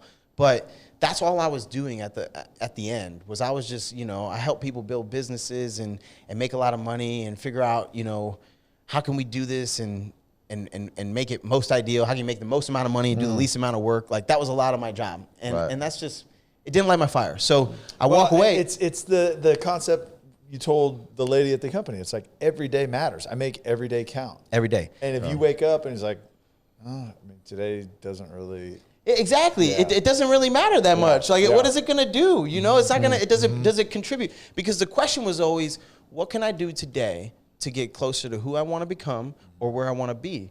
you know, and like I stopped finding the answer, you know, and then not only that, but the real concept that I'm trying to nail home right now is the 1 step backwards, 2 steps forwards. Okay. You have to be okay in life with walking away from everything you've built up until this point in your life, like I did, to take a 75% pay cut and start back from scratch because you feel better about it, because you see that there's an opportunity for you to be more impactful, for you to live more in line with your mission, your purpose, or what you feel called to do. Right. That's it. It's all about your core values. Yeah. It's about your values. Yes. And it takes the effort to figure out what those core values are. And people are so tied to comfort and stability and money. Money is not a primary motivator to me. Like me and Andy, sometimes we would butt about this because he'd tell me, Mark, you gotta care about money and stuff like that. But I get it. You need it. You can't. You could be more. But it's also like, Andy, you spent 10 years. 10 years making nothing. Nothing. Yeah. Tell me that money really mattered to you then. Exactly. It did. But you did it because you believed in what you were doing, and this is what you wanted to do. Well, and he understands the same thing I understand, which is that when you do what you're doing, when you do what you're trying to do, guess what? It's going to come back. It's going to come back. There's a law of reciprocity where you give. That's a big word in this room, bro. Slow that reciprocity. down. I love that, dude. I love that rule though. Like it's real. Like you get what you give. That's right. And when you understand that you're putting real value, real intent into the world, there's no way you can't. Man, you've had some great building blocks as well. Look, I mean, just think about the situation and experiences you've been in your life. Like some of those experiences where you were alone. Yeah. And this was no one else is in there. Your family wasn't in that room. Your friends weren't in that room. It was just you. Yeah. And you went through that transition, and you got out of prison. You had a transition there, and then you went to First Form, and there was some leadership there. And I know because we went to First Form, Last year? Was it last year? A little over a year. Yeah, last spring. And let me tell you, the experience that we had there was unbelievable. Incredible. It was a game changer. Those dudes, Andy in particular, it's just a different breed. And I know whenever I'm speaking to a bigger audience, it's always a split audience. Half the people hate him, and half the people love him. He's one of those polarizing people. Right. That's just true. And I don't want to invalidate anybody who feels any way about him, but I will tell you that he's one of the most passion-driven people that I've ever met in my entire life. Okay, he just operates mission first all the time. He makes a lot of money. He's really successful at this point. Right. He's well-known in entrepreneurship space. But I can tell you personally that, after spending years by his side, okay, that like the only thing that matters to him is his mission. That's it. Yeah. And it's cool because I try to operate on the same frequency, mission first, and that faith that you have, like. What you were just saying is that I built a lot of credibility with myself. That's right. That's it. Like I'm okay with walking away from making $250,000 cushy salary at a cushy job to start from scratch all over again after walking away from making, $15,000, $16,000 a month to make $30,000 a year. Okay. Like I've done this several times now and I got credibility with myself. I know I can do it. Yeah. Yeah. I want to dive into what you're doing now, but just out of curiosity, what are some of the lessons from working with him personally? You learned a lot from him on the podcast, but what are some of your favorite? Listen, this is the thing, and people don't like to hear it, but he literally gives everything away. He gives it all. One of the lessons that I learned from him early when I was still on my own, building my business, give your most valuable thing away for free. He did an MFCEO project episode where he said that, and it wasn't even the topic of the episode. It was just something that he said. He said, you got to give your most valuable thing away for free. And I heard him say it. And I said, okay. And I'm like I'm connecting the dots. I'm looking at what he's doing with MFCEO. Like he's giving real value. Like here, there's these people that put on these seminars and they charge you $10,000, $20,000 to come listen to them give away stuff that's less valuable than the stuff regurgitated that they saw at a conference. Exactly. Right. So he said that, and this is a lesson that not many people talk about. It got overlooked. It's years ago. So I'll say that now. One of the most valuable things I ever learned from him is to give your most valuable thing away for free. When you give away value all the time, not bullshit. Like think about in the terms of like your traditional company, what do they give you? They give you a pen. They give you, like a water bottle or maybe one of those pull string bags. Useless, not valuable, right? Yeah. When you give people something of value for free, now they value you in return. Those pull string bags, that's the For perfect real. example. It's like, the hell am I supposed to do with this? Exactly. You ever put one of these things on? They do Literally. nothing. That's the perfect Hey, watch your mouth, Ty. Hey, watch out. Business owner, man. Those things are. Those things make me some money now. It's not a purse. It's It's a 100 of them things for $1.50. I can rebrand myself with those What is things. it? What's the line? It's not a purse. It's a satchel. For real. But that was a point that he made in the show. He used those as examples, and I remember this is years ago, and it served me to this day. Like I told you guys earlier, I think this is the most valuable thing I have to give anybody. And it's the most value I can give. You know what? I'm never going to charge anybody for it. Right. Like I had a guy in St. Louis, a business owner. He has a business with like 100 employees. He asked me to come speak to his company. I'm like, okay, cool. I'll come. When do you want me to come by? We settled it. I show up, and I speak and everything. He's like, dude, let me pay. What do I owe you? And dude, you don't owe me nothing, man. This stuff I got for free. I'm gonna give it to you for free too. And Here's the deal. Just prepare yourself, though, and Darren can speak to this, is that you're going to start impacting so many people. Now you're giving away your time, which is your most valuable thing. I know. So there's a point. There's a threshold. There's a point where you're like, okay, because I was the same way. Like I've literally never charged anybody to speak, and I'm like, and I love doing it, especially like getting to talk to kids and stuff like that. Hey, what do they call it? Your fee.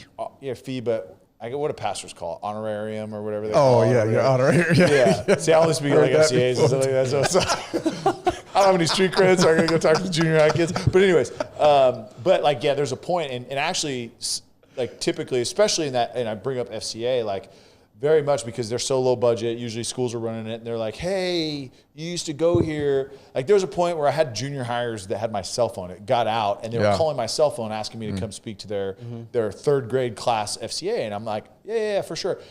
The FCA director who's like leading all this, he goes, hey, look, dude, you've got to put a value on it. Like don't feel bad for asking. There's a point. There's a point. Look, your message is going to get out, and people are going to be impacted, and it's going to snowball. So there's a point where you're like, what I mean specifically is like this. When I'm on a podcast, when I'm doing my own podcast, when I'm doing my own social media, all this stuff that we talked about today is on my social media platform. You can find it in my Instagram posts. You can find it on my podcast, and it's like just like Andy. I mean, just like Andy. Andy did the MFCEO project for free. He never ran a single ad. Okay, I can tell you a story about that. Jim Bean reached out. Not many people know this, but Jim Bean reached out to Andy and offered him a 7 or 8 figure deal for him to just casually mention Jim Bean on the show, okay? Andy turns it down, and he's like, man, I don't drink Jim Bean. I drink Maker's Mark. Okay? But that's not the real reason is because he committed to giving his most valuable thing away for free. He lived up to what he said, right? And he understands that what he's giving on the MFC, this is the most valuable thing I can give you. Would you start drinking for 7 figures? No, not alcohol. Damn. I hate alcohol. I'm not an advocate of alcohol at all. And it's crazy. Wait, did you say 7 figures? 7 figures. You talking about doing some weird stuff. Yeah, you would do some crazy. I do a lot weirder for way less. for way less. Yeah. But that's one. And then another one is attention to detail. Okay, attention to detail. Oh my God. God. This is just something that is so basic. Okay, the first one is one that not many people hear him talk about very often. And if you're a business owner, entrepreneur, just think about ways that you can implement it because it's helped me so much. But the second one is just attention to detail. Like you guys were at First Form HQ. You walk into the bathroom, you walk into the locker room. I tell people about that bathroom every time I walk into a bathroom. You know what? Every time I do. Story, the third floor bathroom on the west wing of the Star is probably the second cleanest bathroom in the country, behind First Form. Behind First Form? That's funny. Because true story, like we can't walk in there now, not wipe the sink. Yep. And it just but how difficult? How much more time does it take you to in and out? How difficult is it? You see, what? You two stay silent for a second, Mark. Oh yeah, Nah, we're gonna settle something real quick. Me and you, we're gonna settle something real quick. Tell it like it is, though. Tell it like it is, not your little watered down version that you've changed your story. Mark, you just be honest. Just Yeah. fully transparent. Mark, we had this discussion a year or two ago, early on in this podcast, and I was talking about how it just It boils my blood to walk into a bathroom and there's paper towel bits on the floor. Any bathroom. Any bathroom. Doesn't matter. Anywhere. I don't care where I go. Yep. Yeah. I take out a clean paper towel, I pick it up, I throw it away, and then I wash my hands. No big deal. These two act like I was touching AIDS. You didn't tell the story. Every time. You didn't tell the story right. Hold on. So, Mark, what's your opinion on? Tell the true story. I didn't say- Ty, go ahead. Give it. Yes. I'm curious to hear the full story, apparently. That. But like, are you saying everywhere? He goes, everywhere. I will not, if I'm in there and I'm like, okay, hold on. There's a limit on it. So you're in, there you go. You're in around the toilet and there's a wet urine soak. He goes, yeah, you wrap it up. I'm like, Mark. Hold on. Personal excellence, Mark. Hold on. There is a limit, and the limit isn't not necessarily how gross it is, because I've picked up some nasty things, but the limit is only because it will completely disrupt your day. Like that for me anyway. Like if I try to really hold myself to the highest standard in that way, then what it looks like is everywhere I walk, I'm picking up this, that, and it holds me up. So you can't do it everywhere, but I guess personal excellence and serving others if something catches my eye though, like I don't actively look for it anymore because it ruins my day. But if something catches my eye, I won't walk past it. Okay, so you say that, right? So when we get on a plane, we were getting on a plane somewhere. Yeah, we were going to St. Louis. Or was it California? One of the two. No, it was going to California. We were going to California. We're getting on a plane. Stuff on the ground, right? Mm-hmm. Guess who walks right by? It was napkins that touched the mouth. So I do have a limit too. No, it was like someone ate a donut. And it missed the trash can. He watched it happen. Me and Tyler right behind. We're right behind him. It literally, it touched his mouth. Didn't even look at it. But you'll pick up piss paper in the bathroom. That's crazy. I'm like, I thought y'all forgot about that story, so I was just gonna press past. That's great. There is, there's limitations. I lie to myself all the time. But people need to think. I mean, they think it's silly. Like this is why it's one of the greatest things I think that I learned there and that he taught is when you hold yourself to that standard, they just don't realize how it seeps into other areas of your life. Yeah. Like when it's almost like the not lying thing. Yeah. It really is. Like when it's a hard boundary and you just hold it, like it's impossible for you to foresee how that's going to change you. That's right. How that's I never imagined that stop lying, hey, I'm just not going to lie anymore. I never imagined that it was going to turn me into a totally different person. I never imagined the ripple effect of that decision. Well, when you are like that all the time, attention to detail, you don't you don't like messy spaces, whatever.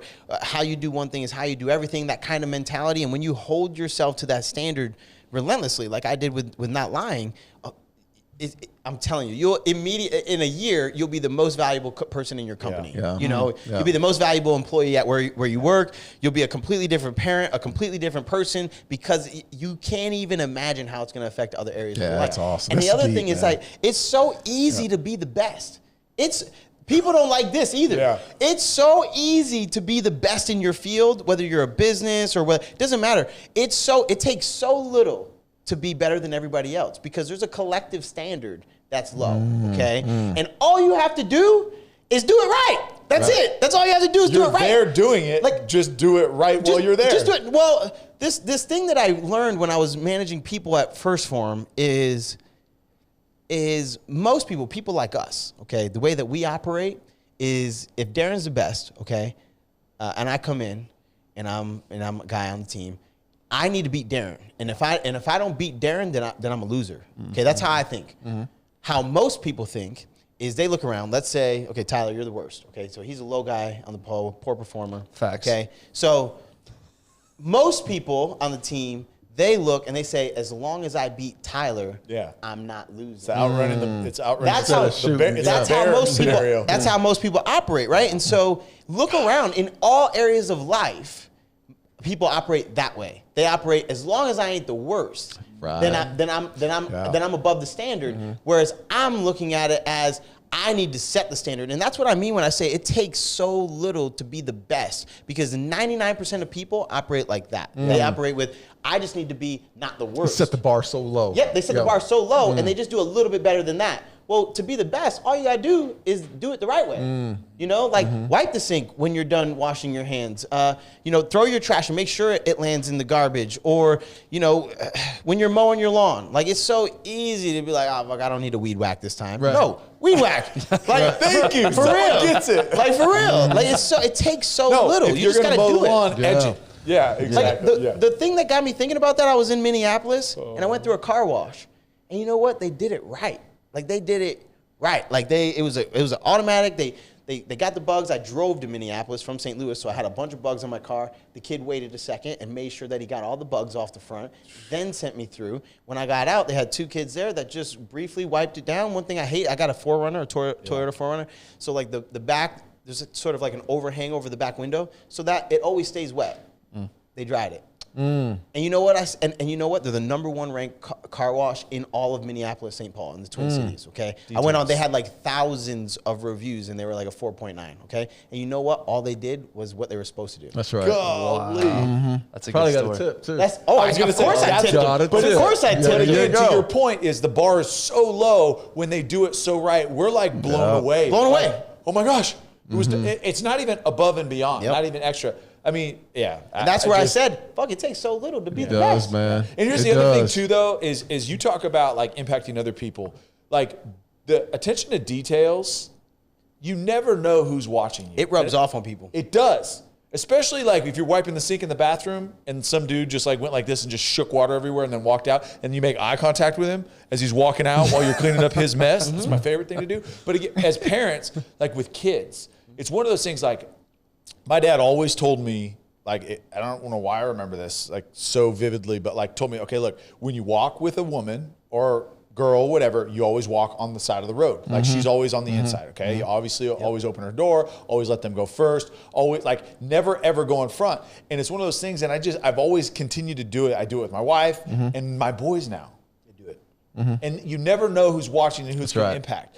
When you hold the door, like I have this weird deal where like if there's anyone within like 30 yards, I'll stand and hold the door open. I'll wait. I'll slow my day down to make sure that I hold the door open for you. That's one of those things. That's one of those things though. Like, why not? Like you ain't that busy. Like I know some busy people. Yeah. Like you're never too busy to be a good person and do the things. Like I like old school manners. You know, like I.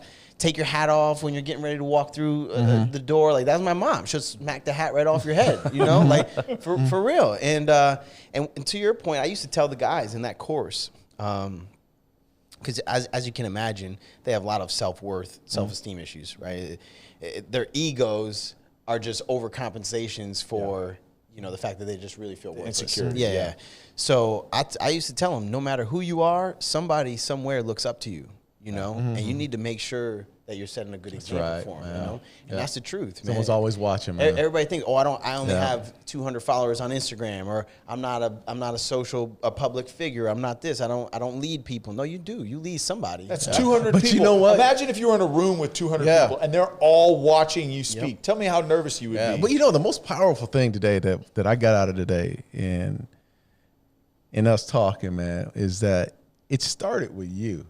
Like you told yourself you're not gonna lie, right? And when you did that, you set these values, and you, like you said earlier about confidence. Confidence is when you just continue. It's like rinse and repeat.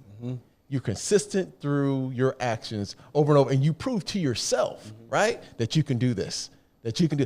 That's where it starts, man. And the biggest problem I have with people now today is that we always want to criticize outwardly. Yep. Never want to come back and say, hey, this is where it starts. Yeah. I've been bullshitting myself. I've been lying to myself. And my insecurities, I want to put on someone else. Comes back to you all the time, man. I appreciate you voicing that today, man. That was really strong. It's that personal responsibility. It is. Like it really is. And there's that whole, you control what you can control. Yeah. Okay. Perfect example, when I was saying earlier, the guys in prison, you know, I would go out to the yard or to the gym or to the day room, and they'd pick fights with me, right? Well, in the beginning, like, oh man, there's nothing I could do. Pick a fight for me. But you know what? There was something I could do. Not go to the day room. See what I'm saying? Like people, personal responsibility is so much greater. It encompasses so much more than people like to admit. You have control of so much more than you think you do. Right. Even though it stops here, it stops with you. You really only have control of you. You know, what you choose to do and whatnot. But most people would say, oh, well, that's not right. You should be able to go to the day room. Well, guess what? I try to deal with people as they are, not as they should be. You know what? And you know what? The way that they were was incompatible with the way I want it to be. Right. You know? So, like, that's it. You can't. That's the entitlement in America today. Oh, well, I should be able to. No, well, fucking go out there if you know those kids want to fight you. Exactly. That's it. You're going to get in a fight. Yeah. And then you're going to say, oh, it's their fault. They punched me in the face. No, it's your fault because you knew they wanted to punch you in the face and you went out there. Your ass out there exactly. Anyway. Right. So that's where I'm at. Right. That's where I'm at. I'm not going to give you an opportunity to take me off my path. Right. You know, and the personal accountability, the personal responsibility, it encompasses so much. And when you really start to take ownership of, like I said, of how you've gotten to where you're at. Stop looking around at your circumstances and being like, oh, man, well, I couldn't go to college. My parents couldn't send me. Or, man, I grew up poor. Or I was physically abused. I was sexually abused. Stop doing it. That's not why you're where you're at. You're where you're at because of the decisions that you've made, because how you've responded to the circumstances. That's why you're at where you're at. Yeah. And it's hard. But only when you do that can you take ownership of the outcome, right? Yeah. Can you say, okay, cool. Well, it's my fault that I got here. But if it's my fault that I got here, then I guess I've got control of the trajectory. So if I want to end up over here, man, I could do that too. Easy peasy. It's just a matter of decision making, right? Yeah. So there's two things, man. Like literally, like so impressive. I mean, you've literally dropped gold for 2 hours. Like literally gold. See, it's 2 hours. How the hell is it crazy, right? We can do this forever. But here, there's two things. First is there's nobody that we've talked to that has stayed on track more when we go off on random tangents that you're like, okay, I'm gonna bring it back in, guys. Come on, let's go. Here we go. And you go. So you're kudos on that. That's a talent, man. Exactly. I care about the message. You know? And you can tell, right? You can tell. But secondly, man, is what you're talking about on the ownership and the fact that and this goes back to when you got arrested, right? Is you have a choice. Is you have a choice to let something that happened, an event, define you one way or the other, right? In your case, you chose to say, look, I could either say prison, I got screwed, like I was unfairly sentenced, which you were, all of those things, 100%. Yeah. And I went to prison and I've got all this, and living through that lens, right? That you're the victim of it. But you chose to say, all right, I decided late in my bid that I'm going to change myself. I'm going to do this. But guess what? All of those things that I learned in there, that in your journey is the reason you're going to have an impact. I mean, think about if you, okay, hey, look, I played basketball, went through college, graduated college, that's fine. I got a job. And you just were like the American dream, right? And you just did that. Had you not gone through what you went through, I mean, to be honest, I don't know. You probably would have done something great just knowing how you're wired. But because of those experiences, because of those awful times and unfair judgment and all those things that were bad, man, you are going to impact so many people because of that. Hopefully. And your legacy on earth, your time here is going to be exponentially more powerful because of that. And you made that choice because it was a choice for you to not say, I'm a victim. It's, I'm going to use that as a tool. Yeah. I want to leave them with one final thought because it's perhaps the most powerful concept that I'll share today. But at some point I just got lucky. I'm just grateful that I had this realization, and I credit a lot of it to God. Like I said, I have a really good relationship with God. I'm not super religious, but things come to me and they ain't my idea. So like, whose idea was it? But I woke up one day. I used to be obsessed with that question, man. What does the absolute best version of me look like? And I got to the point where I had a really clear image of what that guy looked like, And one day it occurred to me that like we think about growing and evolving as like this journey, But every single day you choose who you show up as, right? And so it dawned on me that like, man, I don't have to work. It doesn't have to take me a year. I don't have to work toward that. I could wake up today and choose to show up as that guy on a moment-to-moment basis. Because as you go through life, unless you're 70 years old or older, right? You will undoubtedly meet and interact with more people than you have thus far. That's right. Okay.